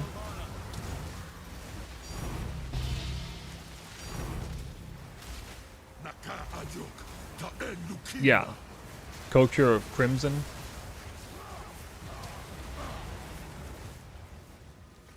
So they changed it last league. It was nerfed because that mechanic no longer gave you double. It gave you only 50% more. But then they buffed it this league by making the body armor, instead of giving you like 15% reduced max life, it gives like 15% increased max life on top of it. So that kind of like more than made up for the nerf. That's pretty nice. Good. We did this.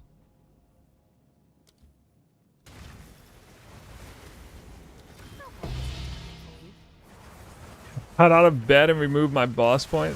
Dang, dude, I got people getting out of bed to play this game. Must be ramping up. Stream's ramping, guys. Is our stream ramping?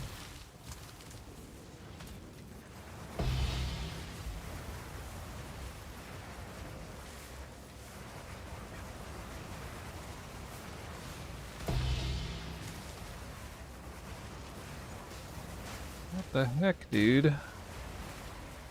What is stopping me? What? Dude. There's some bugged nonsense.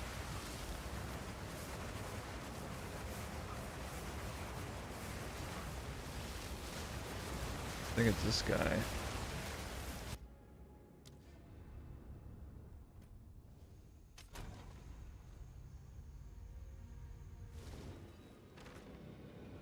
Thinking of your build or Invoker? Falling Thunder.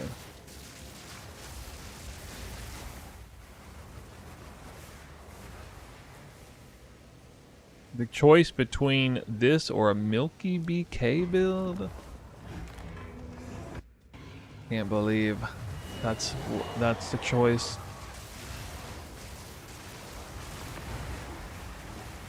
You reek of stupidity. Always gonna have friendly beef with Milky BK. Since he dared to suggest that Falling Thunder was better skill than Flicker Strike. I mean, nobody thinks that. Nobody thinks that. Who thinks that?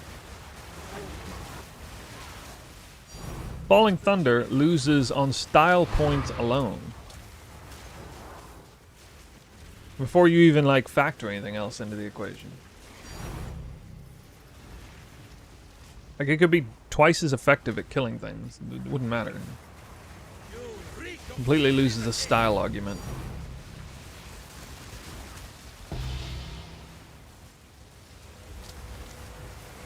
It's so much better than Flicker. Ah, y'all got brain rot.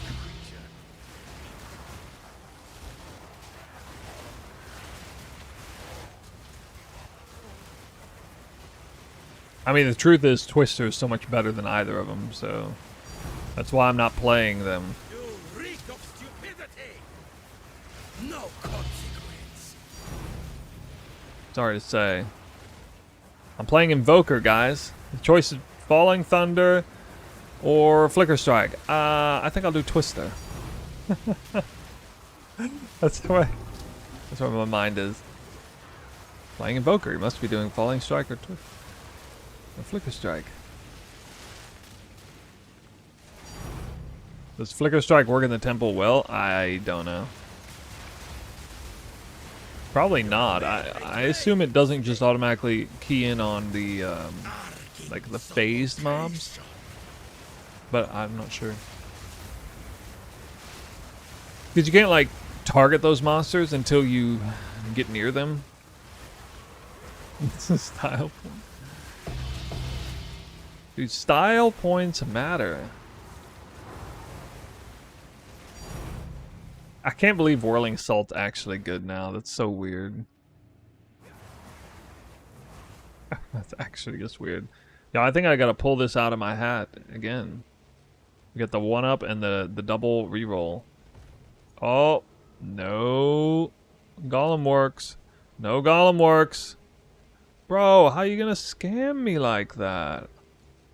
Yo, I got so scammed. 3 full rounds, no Golem works?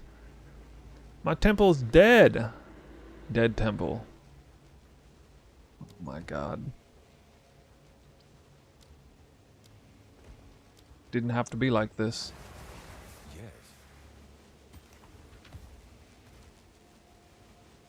10, 20, 30, 40, 50, 60, 77.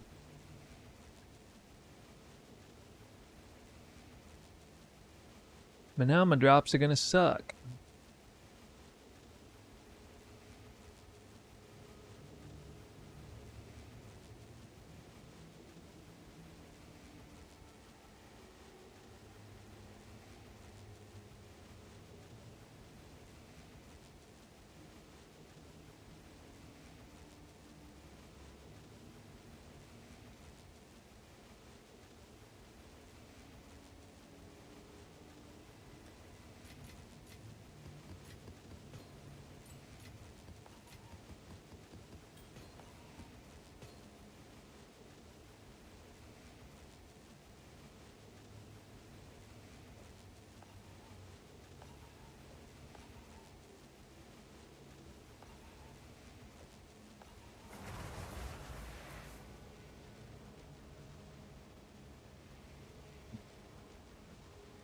Nope.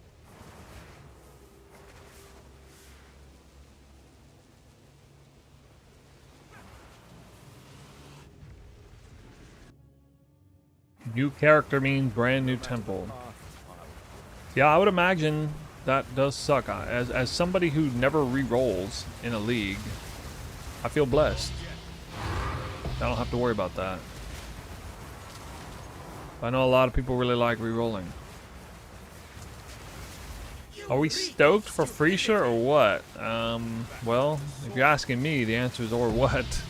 But I mean, I'm happy to re-present a very fun Phrecia League starter that I did last time.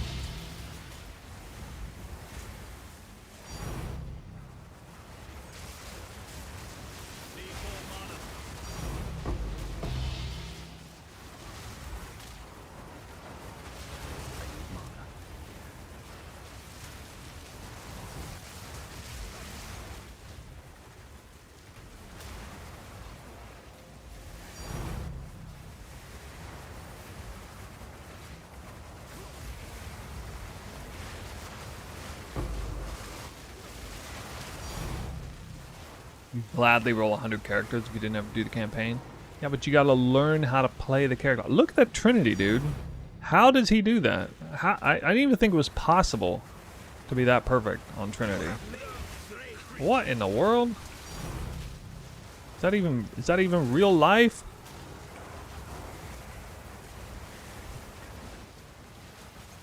That's crazy. It's like I got like 299 resonance.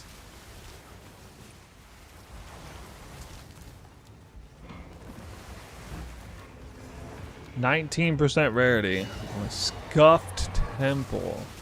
I'll be lucky to get 60 divines.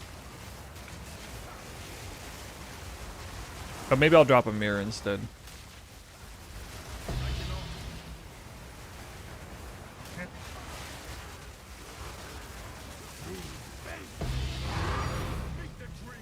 Guys, I gotta lock my amulet again. I'm I think 7 locks deep. Apparently can't hit all skills, rarity, corruptions, or +4 plus not shafting my rarity on the sanctified. There's like so many options. Can't hit anything.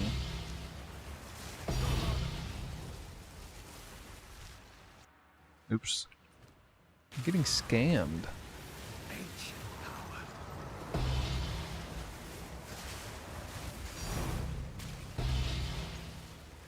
Now that I don't have the Golem works, I'll probably drop a bunch of lock medallions. That's usually how it goes.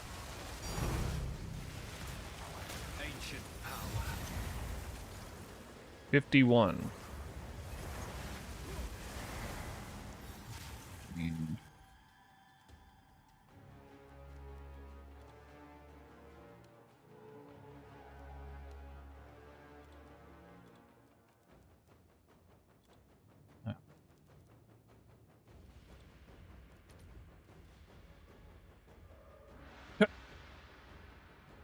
Funny.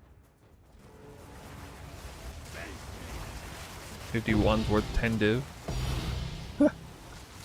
Okay. You say so.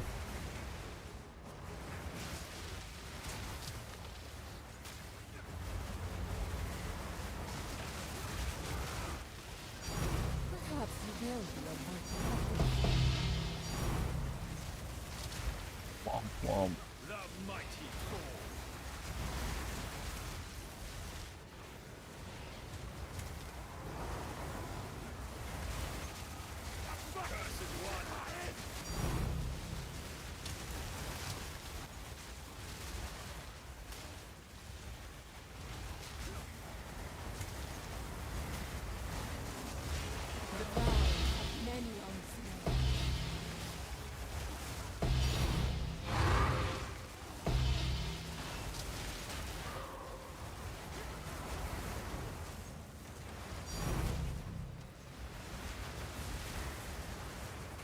When I started Temple, how frustrating was it to preserve corruption chambers?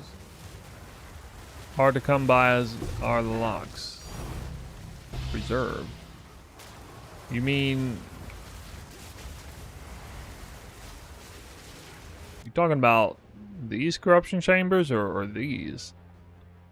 This is like the... This is where the temple ends, so...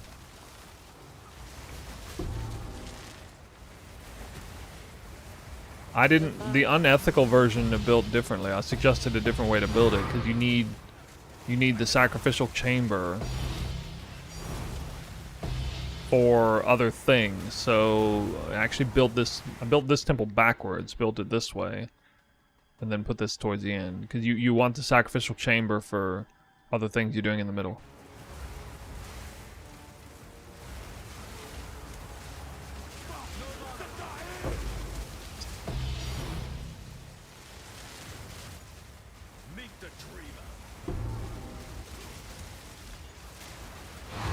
Should have subbed. Should have subbed.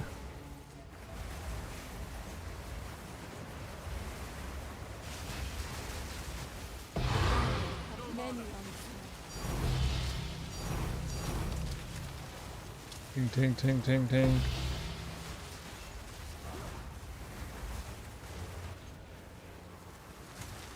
All I said was you build the temple backwards. The unethical one is built backwards, so you can use the sacrificial chamber throughout the entire building process. Middle, start, middle, and end.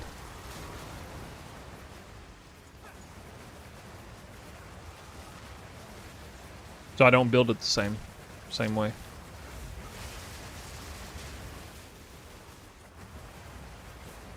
Did you loot filter public? It's called Divine Strict. Yeah. Yeah, if you check the description of the stream on YouTube, it's there. Ooh, what'd I say? I was starting to start getting some locks. I knew it. Knew it. Show gear. Just type exclamation profile. See my gear there. Yup. Pretty good. Pretty good gear. Ancient power. God. Man. Meet the tree.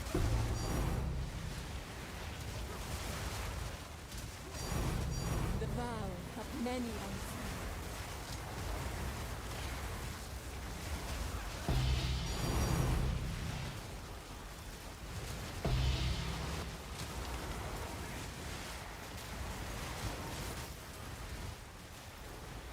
The lock? You shouldn't need any locks. For like the first, I mean, I could build a temple easily with 0 locks for the first like 30 rooms. Just put a bunch of random rooms in the middle, and honestly, it rarely deletes your rooms on your outside chain.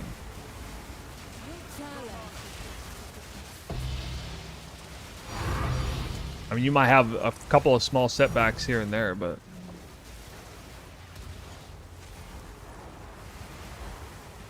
I don't think it's... there comes a certain point when you're so many rooms deep, when it starts destabilizing like 4 or 5 or even 6 rooms at once, when you gotta, okay, it's like it's time to commit to like all-in lock sustain, but you don't need to do that for a very long time.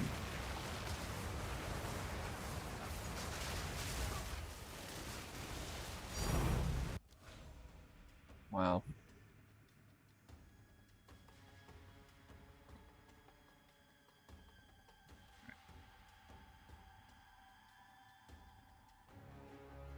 I have to choose between this or that. I have too many locks. Meet the tree. Now that I don't have it, I got too many locks. See, this is what pisses me off. I could have held that. I could have held it last round, but I didn't.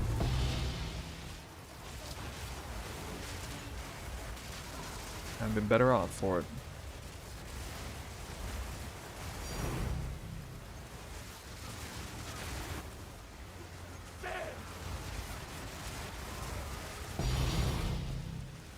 What am I hoping to see in 0.5? I want to see the temple go core. I want to see it made smaller. 7 by 7 or at least 8 by 8, not 9 by 9. I want to see them add in greater and perfect exalt benches and regal benches and stuff to help smooth over some of the lack of scaling rewards in the early game.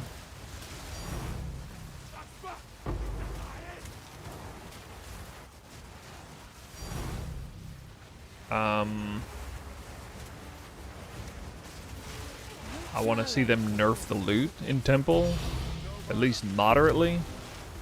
But they shouldn't have to nerf it a huge amount.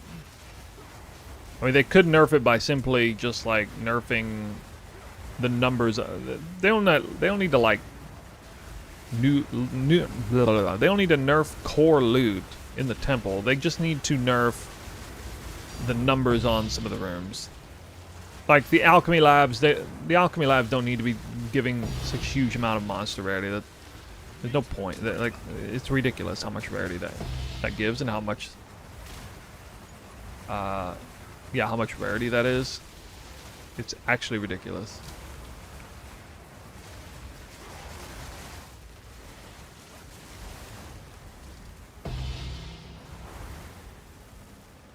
Like, our rarity number should probably be like 20% of what it is. Or shouldn't even exist. Like, they could just delete rarity and make Alchemy Labs give something else instead of monster rarity. They're gonna have to nerf nerf some of the numbers on monster effectiveness as well. That's a big one.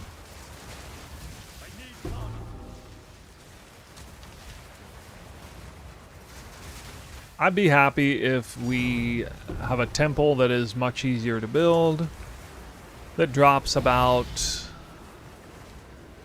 I don't know, I try to imagine, let's say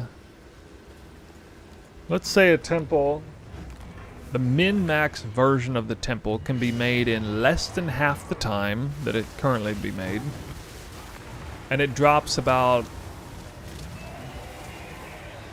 20% of the loot that it currently does. So instead of 80 divines, you're getting, you know, 15 to 20 divines per temple. For the amount of work, so instead of taking, you know, 200 hours to complete, it takes 100 hours to complete. And you drop like 20 div, 15 to 20 div per temple, not like 70 to 80. Then you'd be dropping a lot less of everything else, of course. Not a golem works.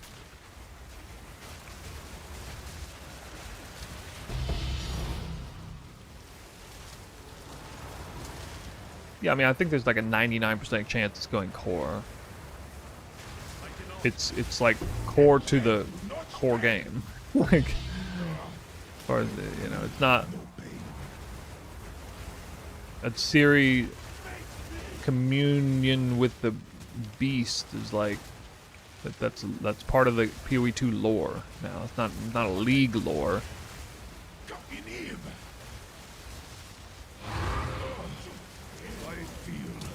I would also like to see Trial of the Ancestors be included in 0.5. Finally get that third lab. I'm not gonna like it probably, but I mean they should bring it out, of course.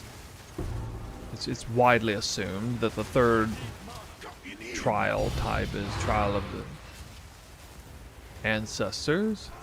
So we have Trial of Chaos, Trial of Sychemis, Trial of Ancestors.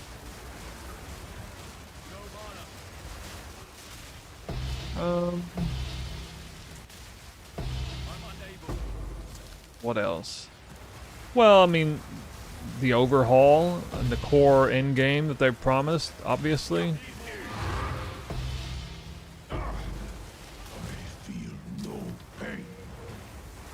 Which I don't actually know what that entails, but you know, the phrase "let them cook" comes to mind. That's what I'd like to see what they're cooking there. Maybe it'll be good, maybe not, but this is supposed to be the experiment phase, so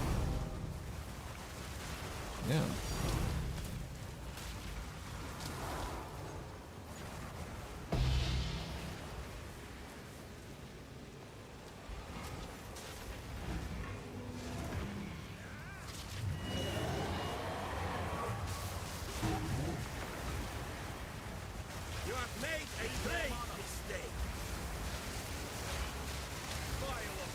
And then, of course, I'd like to see buffs to Twister.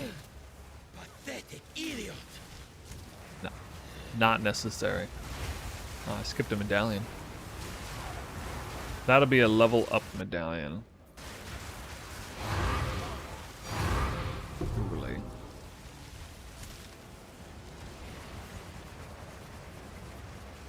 No, Garrett?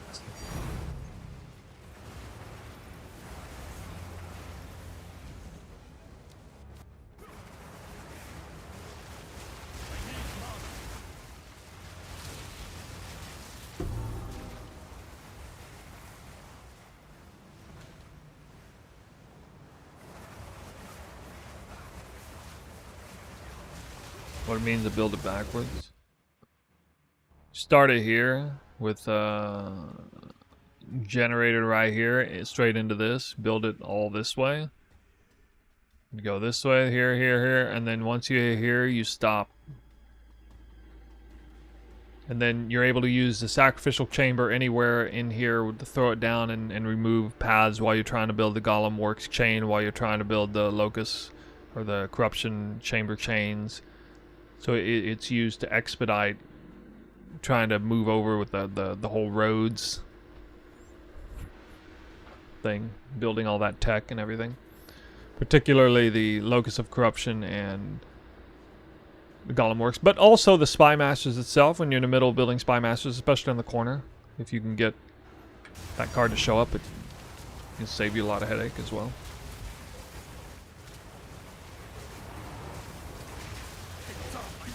And then eventually, when you're towards the end, you're ready to peel everything back, and you got like 11 Spy Masters done, and you got all this stuff basically done, built up. Then you let all the stuff in the middle that's still kind of crowding things out decay off, and you slam down the sacrificial chamber here when it shows up and delete the last loop that so you basically have like for example, you have an armory medallion and you have it's connected here and here, and you're just waiting on the armory to slam in from a path here or something. And when the armory medallion comes, you just slam it in and delete the path wherever it connected, and then it's connecting right here with this smithy, and then probably somewhere randomly over here.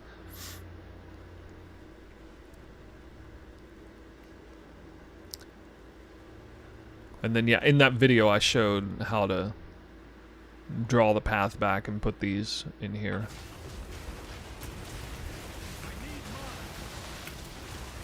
Not allowed to cast Twister, huh? Much mana.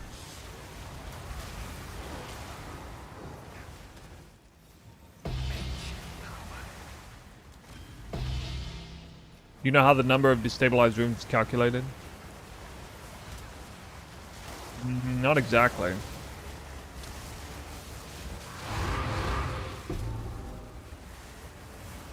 It might be like a small range. Oof.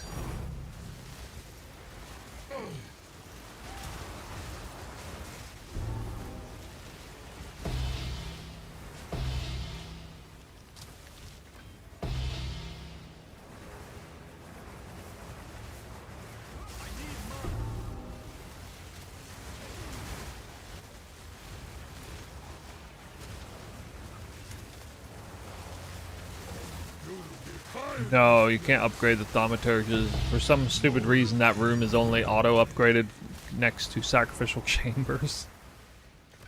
So it doesn't upgrade off of any other room. So you can only upgrade it from tier 1 to tier 2. Unfortunate.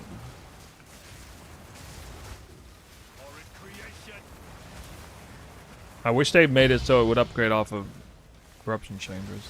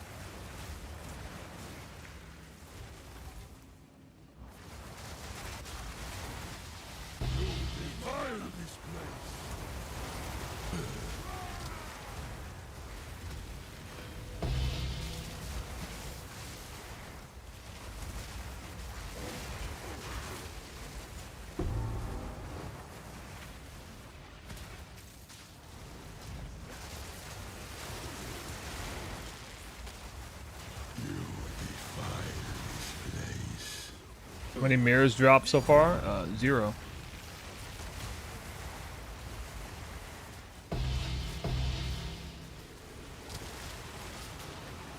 We are at 14,000 div. 7 Hinekora locks, 0 mirrors. Oh, you can't pick that up.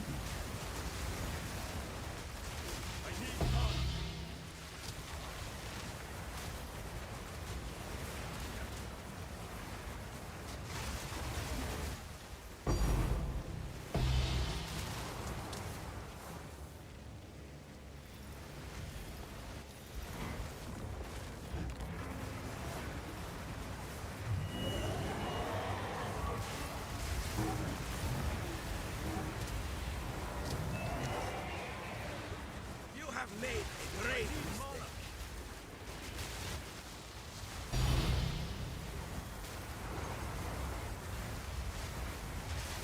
Yeah, we hope. We hope.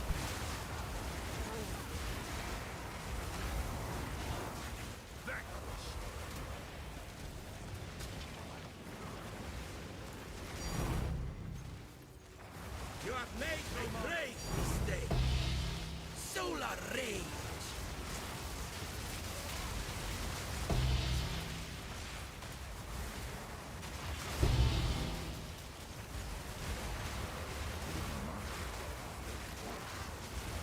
Trinity's still going strong.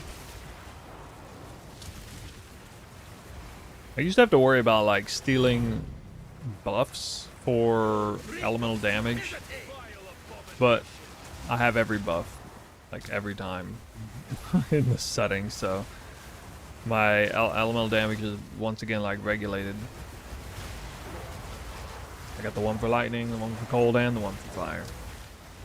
Basically at all times.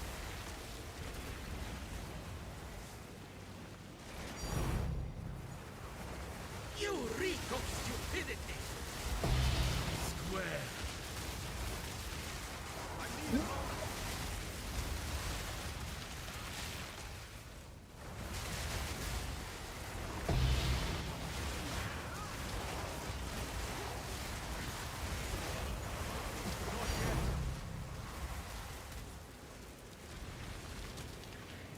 Wow.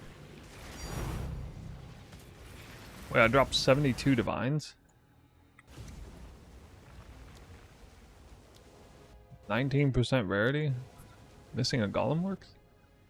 Really?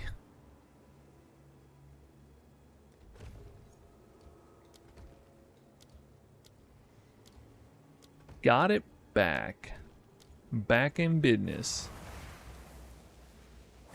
It's too bad I left a lock in there thinking I'd probably use the reroll token. So I shorted myself a lock yet again.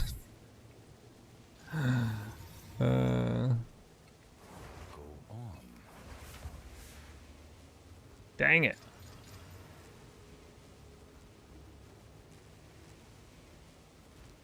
Speak. Hello there. Good luck. 20, 30, 40, 50, 60, 72.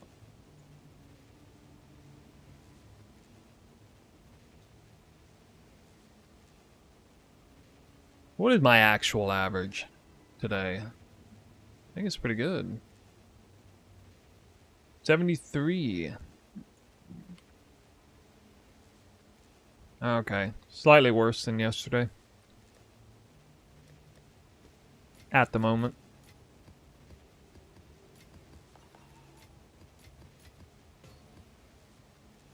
Ooh. You're one spirit. Nice. Alright, I think it's time we talk about some Phrecia stuff. Some of that legacy of Phrecia. For those who were wondering about that. Let's see, we got...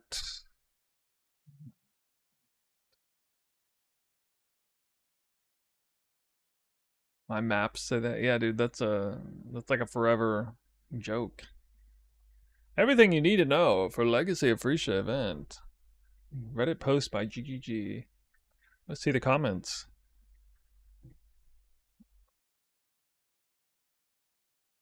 The passive the community believes is called what?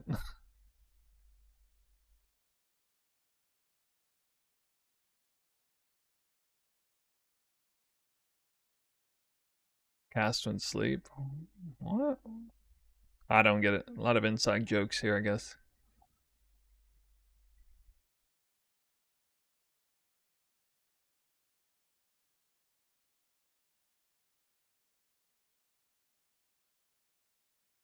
As I understand it, a lot of Ascendancies got buffed.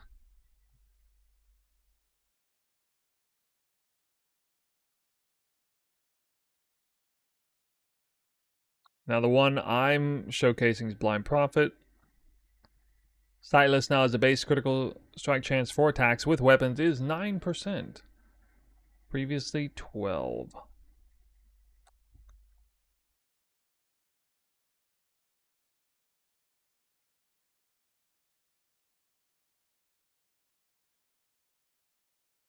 No leech immune, thank freaking God.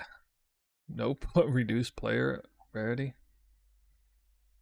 Less recovery rate, no reflect. Will they have random tier 17 mods though? Imagine if random tier 17 mod in tier 1 maps.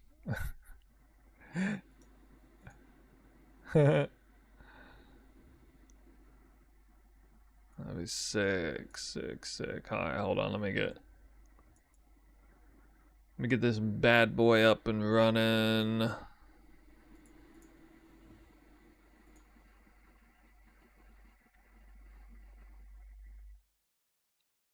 Alright.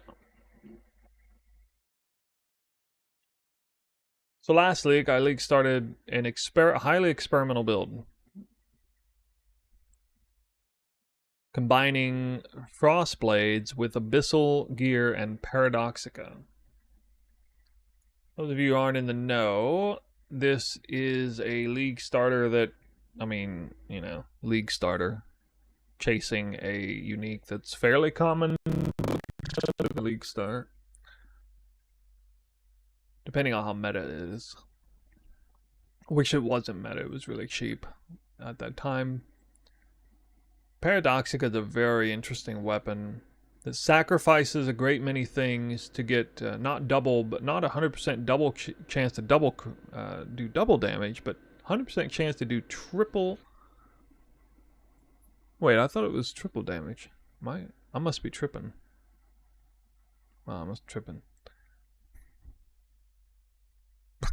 Am I thinking of like replica Paradoxica? Attacks with this weapon deal double damage. Sorry, I'm tripping. 100% chance to deal double damage. And to put that in perspective, double damage as an affix on weapon is a veiled mod that goes up to like 10%. Or 15%, well, 10% crafted, like 15%, 12, 14% or something. So 100% chance to do double damage is a wildly overpowered mod. But there's a few things that are kind of bad about it. Highly niche item. Damage is pretty bad, even if you get the fairly easy to unveil prefix for percent increased physical damage. Assuming you have attack speed roll, which is the best suffix one, which can be tough to unveil. It only has a flat crit chance of 6.5%. So you don't get a crit roll on this item. Base crit chance of Val Rapier is pretty good though. 6.5. And it just doesn't have much DPS for like endgame. So the idea is to use jewels, Abyss jewels, to get a whole bunch of flat damage that is just tacked onto Paradoxica. So it's borrowing a ton of flat damage from the jewels. This is a full-blown Abyssal jewel build with Shroud of the Lightless, Tomb Fist, Bubonic Trail, Light Poacher. Okay, and so Light Poacher is probably the most interesting item here, with the gain 5% physical damage extra of each element per spirit charge. Spirit charge count is based on total number of abyss jewels, for which there are like more than 10. It's like 12 or something in this build. But it requires you to kill an enemy. And that can be, you know, that makes it worse for bossing. Although there's a workaround with the King of the Mist ring. So probably we should mention that in the video. But this is a whole bunch of extra damage that you have up in maps, at least. And so, like, this is basically double damage. If I'm fully stacked, I go from 11 mil to 20 mil on the sheet here.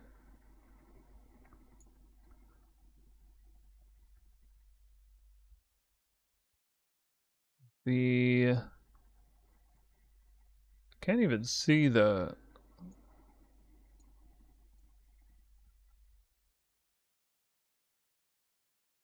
Yeah, I guess I can temporarily show the Ascendancy this way. Yeah. Here's the Ascendancy. Worm Flask. Yeah, but it's not nearly as good as the ring. But yes, it can be used. So, Sightless here. Base critical strike chance for attacks with weapons is 12%. You are blind. That is now 9%, not 12%. It's a pretty big hit in... That is the nerf there. You are blind can be counted with a Pantheon, or actually, like, you cannot be blinded. Corruption on the helmet, something I ultimately ended with. The real MVP of this build is, and for anybody running Blind Prophet, is they're going to want this. Directionless projectiles have a 50% chance to return to you. That is kind of like the support gem, but, you know, no downside, and you free up a support gem. It's also a lot like Nimbus. It's much more like Nimbus, actually. A ring that's worth, you know, 100 divines or more at league start. 50% chance to return to you, not 100%. Could be a little bit bad, but in the event that you're running a build with a huge number of projectiles, it doesn't really matter whether it's 50 or 100, because from what I can tell, only one returning projectile is eligible to do damage anyway.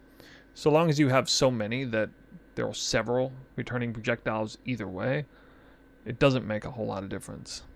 It kind of does, I guess, a little in clear, but not, certainly not in single target.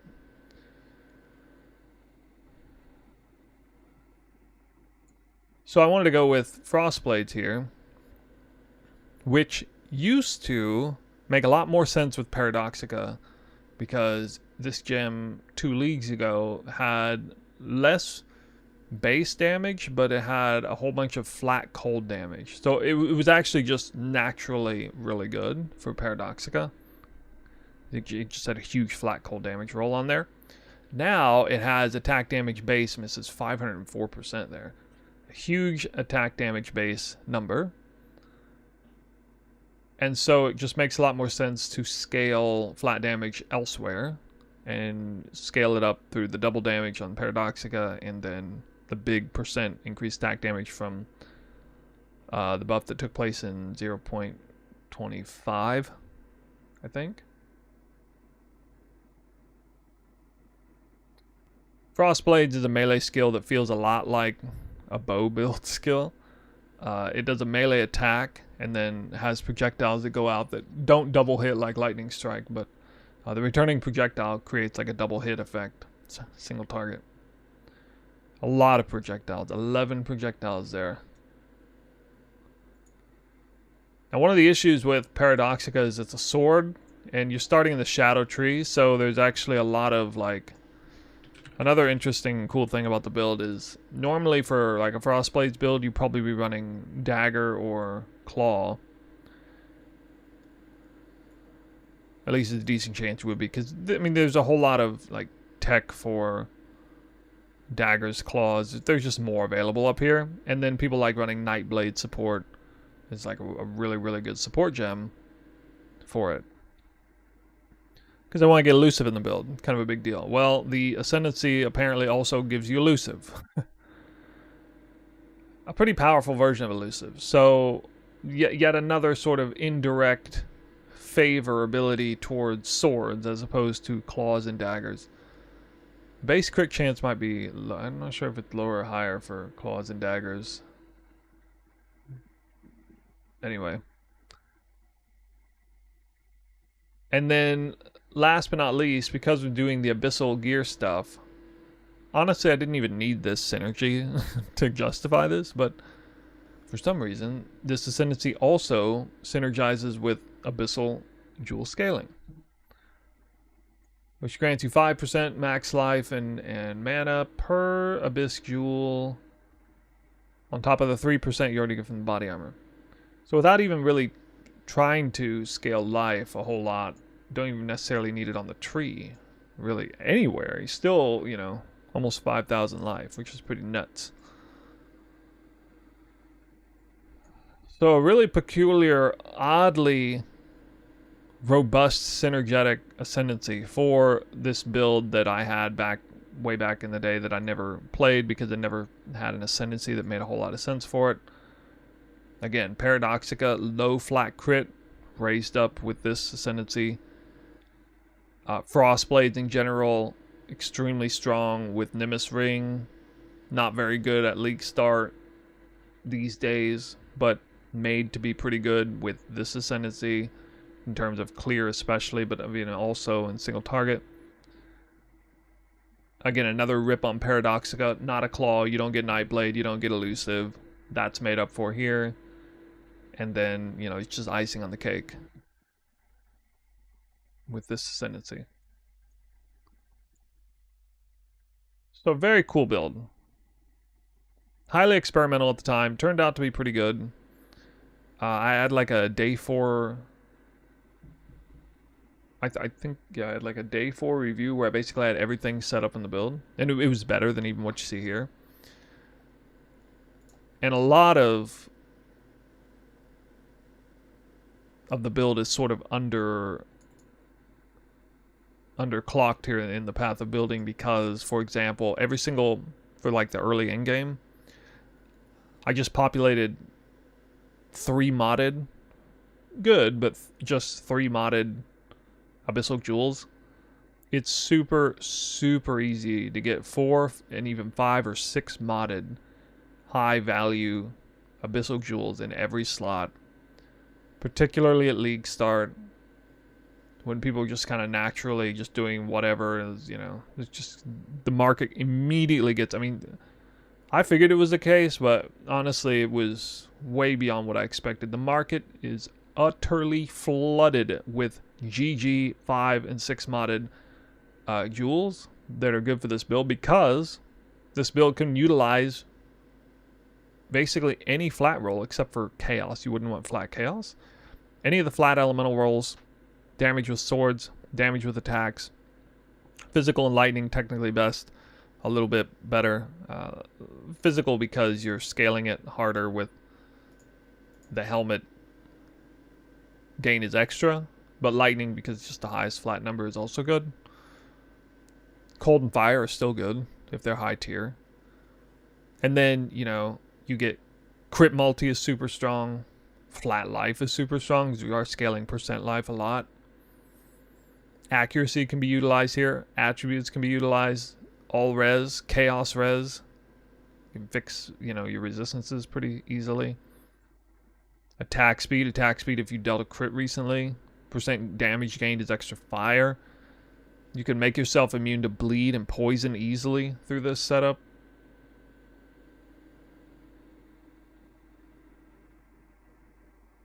Blind, corrupted blood immunity, phasing, all very easy to get because you're scaling those jewels.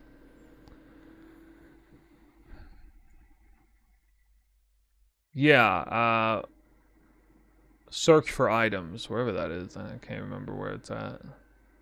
Yeah, trade for these items is really good.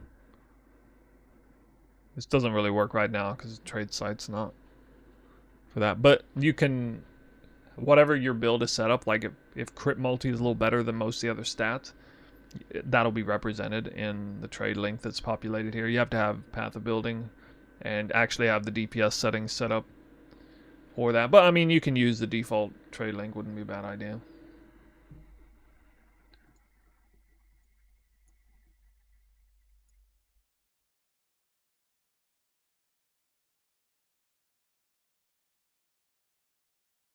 I guess I'll show some footage here.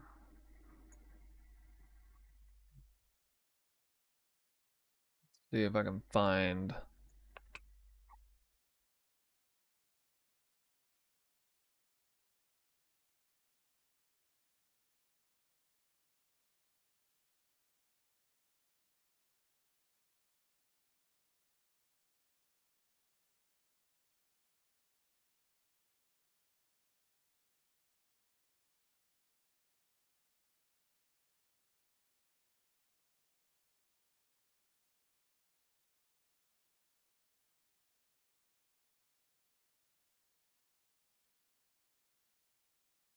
Kind of a fun craft. A little curious. Oh, calamitous closing in on day 4 right now, so it's about time I got this out for you. A lot of you requested that. This build a lot of fun. This Abyssal Frostblades, Blind Prophet, kind of glassy. Definitely on paper more tanky than it feels in maps. So that would kind of surprise me, but I'm just used to playing ranged. I'm used to playing characters that got way less defense on paper, but definitely seem to outperform if you can, pilot the character well. So a lot of growing pains with this build, but it is really satisfying. I love mapping with it, and especially having kind of gotten through those growing pains, its performance is quite good. I don't know why my setting, or why this is so low quality. Yeah, this is like the worst of bossing, so I guess this was right after getting the build kind of built up, and I'm not using any of the tech to actually get spirit charges on the boss, so it's like extra low bossing DPS, but I still put it on here for you guys to see. Even in I didn't even really try to do tier 17 for quite some time, but this is me unlocking my 5th scarab slot, so I realized I wanted to start doing some legit strats, actually start using some fragments, fill up the whole slot there, and as you can see in the background, the mapping side of things, really, really good. Even the bossing wasn't that bad. I didn't have to switch to Hateful Accuser or Lightning Strike. Was still able to do some pretty good damage there, even without like great shotgunning or return projectiles, kind of all hitting at once. But yeah, we're going to talk about a lot of things. Talk about how the build feels, some things I might have changed, how things turned out, expectation, perception versus reality, that kind of stuff as far as build's concerned. And then I'll do a showcase on a tier 16 map, and we'll talk about. Yeah, so I'll go ahead and link that in the Twitch at least. That is effectively the build, what it looks like in maps. Oh.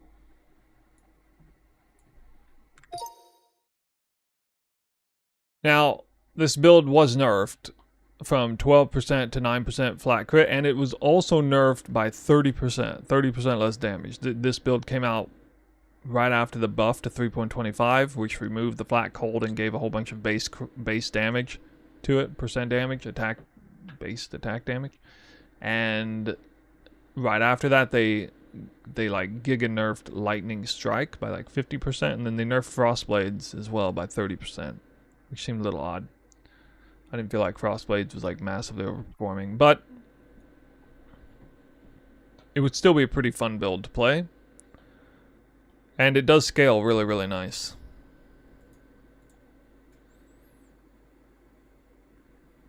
Again, it was kind of experimental at the time, so I wasn't really sure how much I should play it up to be a good build.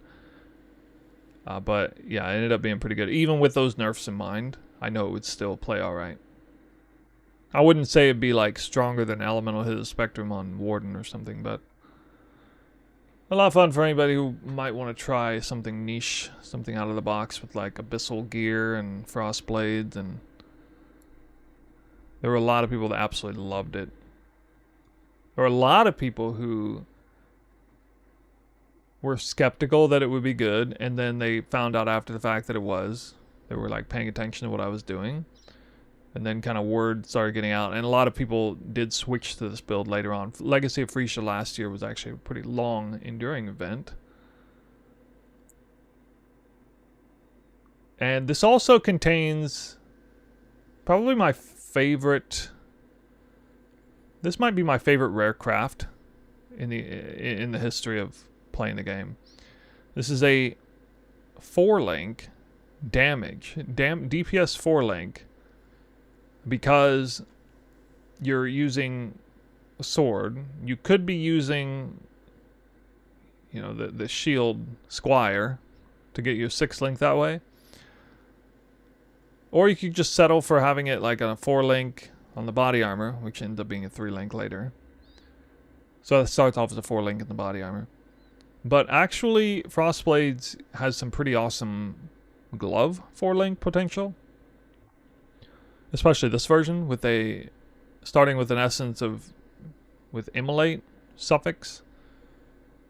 High level essence for a huge flat fire roll. Typically recombinated that with faster attacks. And if you had that clean on the suffix side, it needed to be Elder influenced, by the way. And then Reforge, protect suffixes, Reforge crit, gave you tier 1, 2, or 3 crit multi Elder mod. So that's level 20, faster attacks, 70% crit multi, that's double tier 1. You can elevate these, by the way, potentially. And then protect suffixes again, Reforge speed again, that's up to level 20, faster projectiles, which is huge for Frostblade. Before we had +2 skills to melee and melee range, but that's now gone. You can just Veil Orb, Exalt Orb, projectile speed, and projectile damage. Not quite as good, but still pretty good. And then Benchcraft, Flat Life.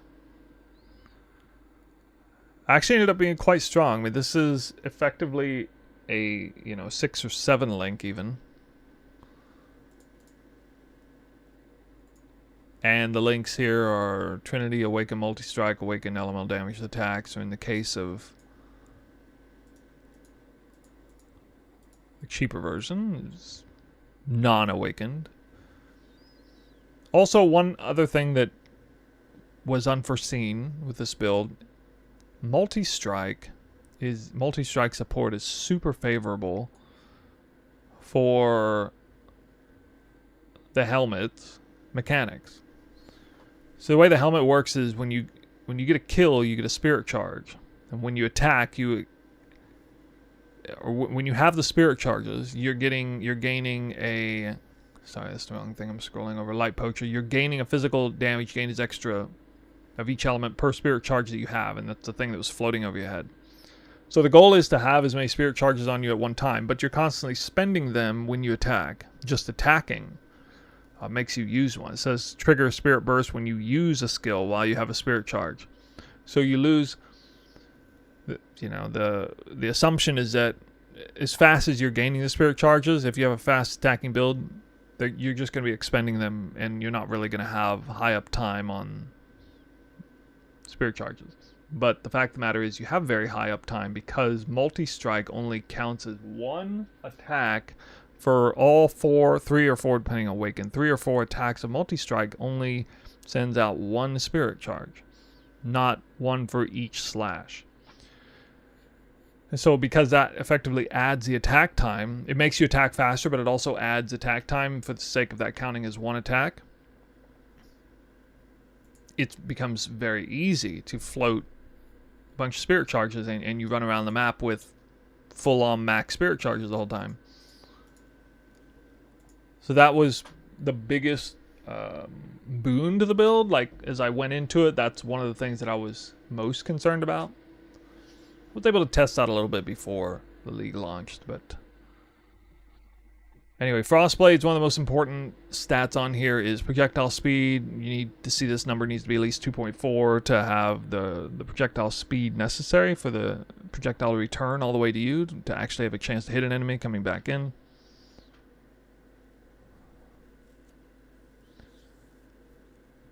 And so we've hit that mark. At League start, you would get a medium prog cluster, reforged caster, guarantees repeater in there. Streamline is like the highest weighting. They pair up all the time. It's a great medium cluster.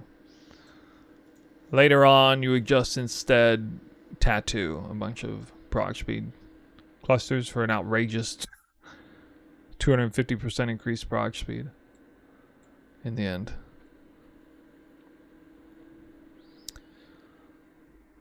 I had to change a couple of things to get crit back up to 100 or nearly 100.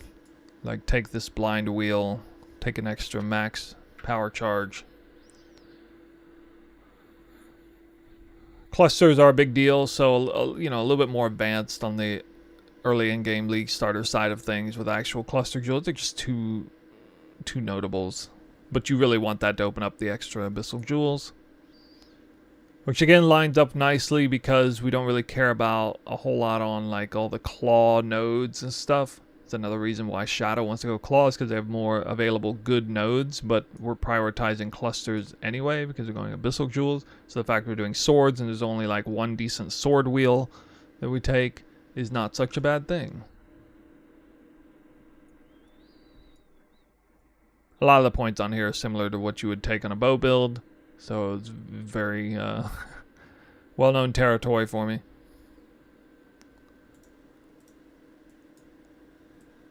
Last league, I actually went way down south here and got another cluster, which is pretty good because you get like the rage on hit here. You get biggest reasons for global fortification off the mastery here, which is better than just getting it off of whirling blades. Oh yeah, whirling blades can be used with swords as well as daggers. I didn't even realize it at last league start. But that is a lot of passive points to get over there, and it creates some problems. The build gets really tight if you try to do that. Still good though. A Storm Rider Blast Freeze medium cluster with the Herald of Ice on frost blades. That should be fun. Wherever it is. One of the cool things is the helmet sockets that you can actually get some pretty good value out of that. Innervate does go off pretty often in maps, and Bone Chill you get 100% effectiveness on this, so you're chilling enemies pretty much to the max, you know, in the end. But the little like spirit charge thing will inflict kind of a minimum range chill, which will still land on even on pinnacle bosses. You'll get all the maximum effectiveness out of that. It's just like free damage basically. Kind of getting the functionality of a like a quality of life Mana Forge arrow setup, even though you're not on a bow build. Pretty rad.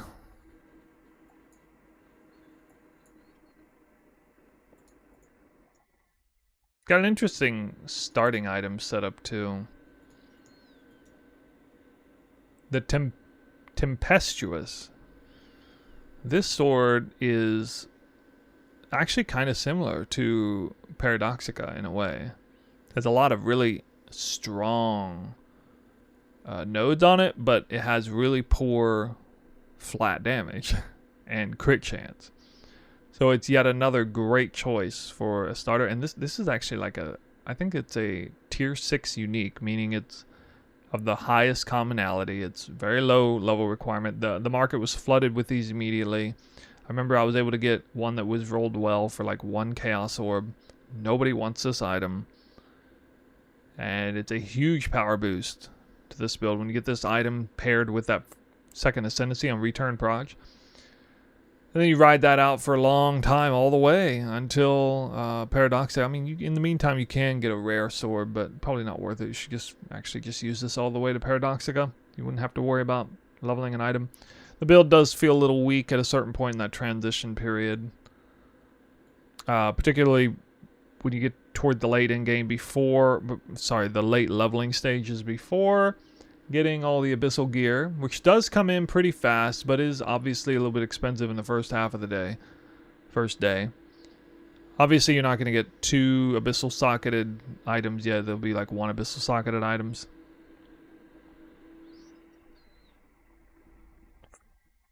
Frost Breath. What is Frost Breath?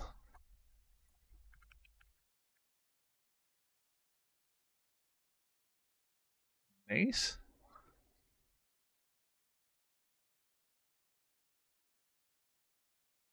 If we're using Frost Blades. How are you using Frost Breath with a mace? Or how are you using Frost Blades with a mace?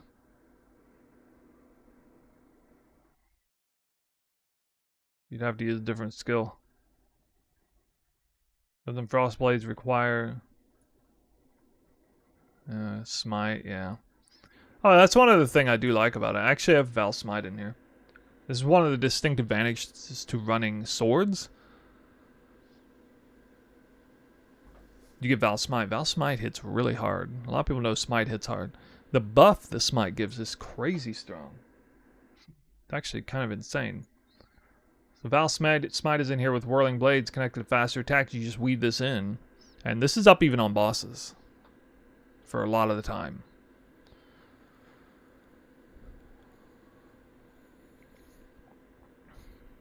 So yeah, I mean, you get the whole. I mean, this comes from my memory of like Val Smite plus Innervate. That feels very much like explosive concoction leveling.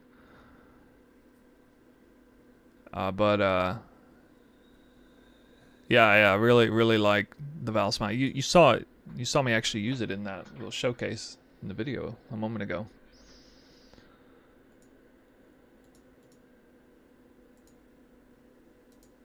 Starts with Wrath early on. Switch over to Hatred later.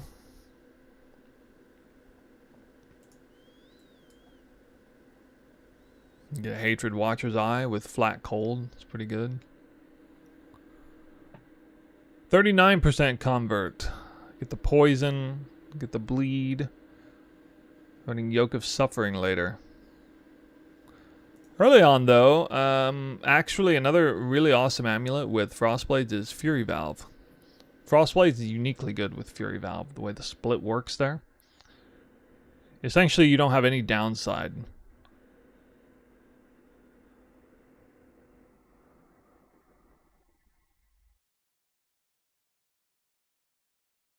Kind of.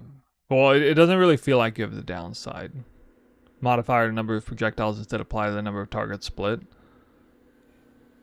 It all happens very fast, but you end up with way more projectiles. This amulet in like maps, clear wise, is outrageously strong. Even has +2 additional projectiles, which is honestly unnecessary.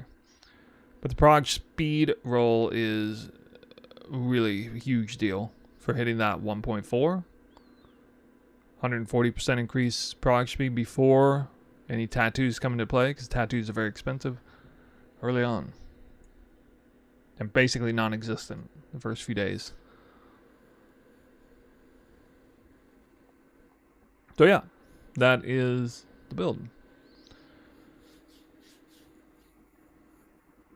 Highly confident that it is a good functioning build, but do want to recognize that it was nerfed in its damage. Between the flat crit nerf and 30% nerf, I'd say it's probably doing about maybe 40% less damage now than it did last time. But I also feel like it performed really well on the damage side for being Frostblades, which at the time people, even after they buffed it, people kind of counted Frostblades out. So that build worked really well and people liked it a lot. I'm not going to be playing it. I'm not doing the Legacy of Phrecia event, but just wanted to present this to you guys.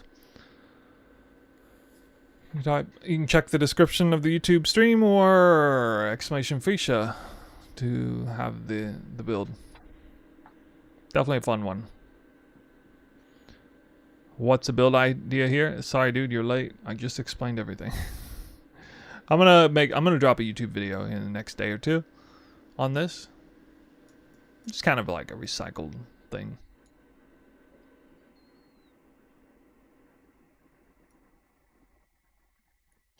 Defensive layers are some evasion, elusive, aspect of the crab, which is on a ring, fortify, which is global on the glove, so it actually is up. most of the time, even on bosses. Melee hits have a 25% chance to fortify. That's going to be essentially 100% of the time. In combat. In maps, it'll be max fortify all the time. On bosses, I think it's still, depending on the boss, maybe max fortify. I'm not sure. Can't remember.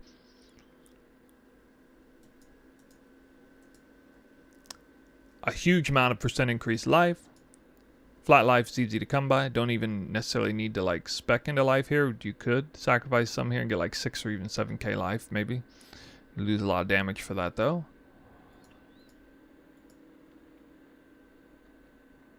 Recovery is enormous. Didn't mention this. It's actually a decent build with Poacher's Mark since flat damage matters a lot. You kind of get like a Thief's Torment level life on hit, mana on hit. Single target with this build.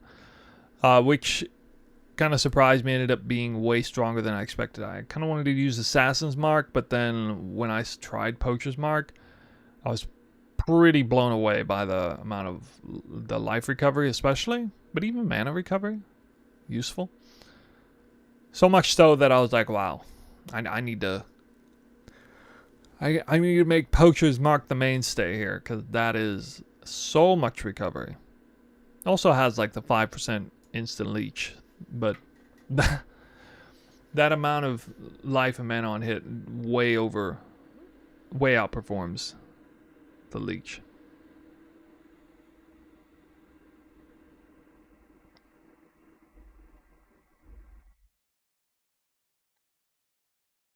So defenses are obviously better than a bow build, but oh yeah, it's wearing a shield too, of course. Not high block chance though. Any other defensives? I think there might have been. No, I think that's it. Aspect of the crab, fortify, some evasion, elusive. Fairly high life for League starter. You can't go back to PoE 1, can you? After PoE 2's temple? No, I can't go back. The event's too short for me. Too short. Sorry. How's the weather in Tokyo? It hasn't precipitated in 2 months straight. It's pretty average weather. Kind of cold for this area, but I mean that just means it's like freezing temperature, barely. Not bad. Yeah. Well, guys, that's gonna be it for me today. It's gonna be a short stream. Kind of want to focus more on making videos still. Don't think I'll be on tomorrow. Gotta work. I don't know. I'll have to check my schedule, see what's going on. But yeah, I think like right now, content-wise, I want to focus a little more on video making, a little less on streaming at the moment. We've been streaming a lot this past week, but we'll definitely get back into it. I'll be sure to be live streaming when the Legacy of Phrecia event starts to give the PoE 1 haters something to actually watch. Okay, yeah. Anyway,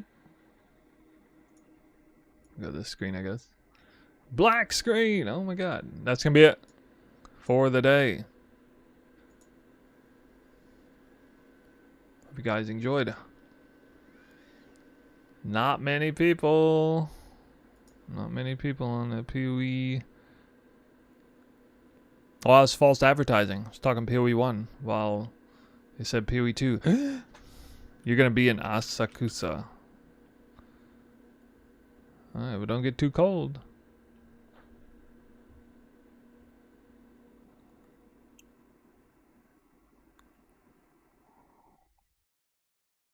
Give it to Miso Shooter today.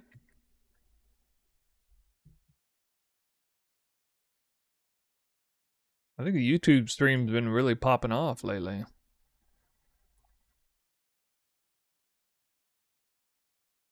Stream's been really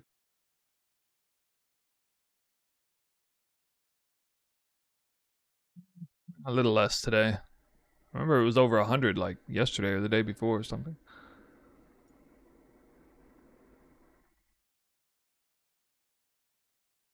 But yeah. Anyway, guys, thank you for watching. If you have any questions, I'm in the Discord. We got the nice temple layout for the ethical and unethical versions. They're the best I can do for now. But yeah, just again, more temple running soon. A little bit less streaming the next couple days. More on the videos. Gonna definitely, next video is gonna be Legacy of Phrecia build overview of what I would have played if I league started. Yep, and that's about it. Catch you guys next time. See you around.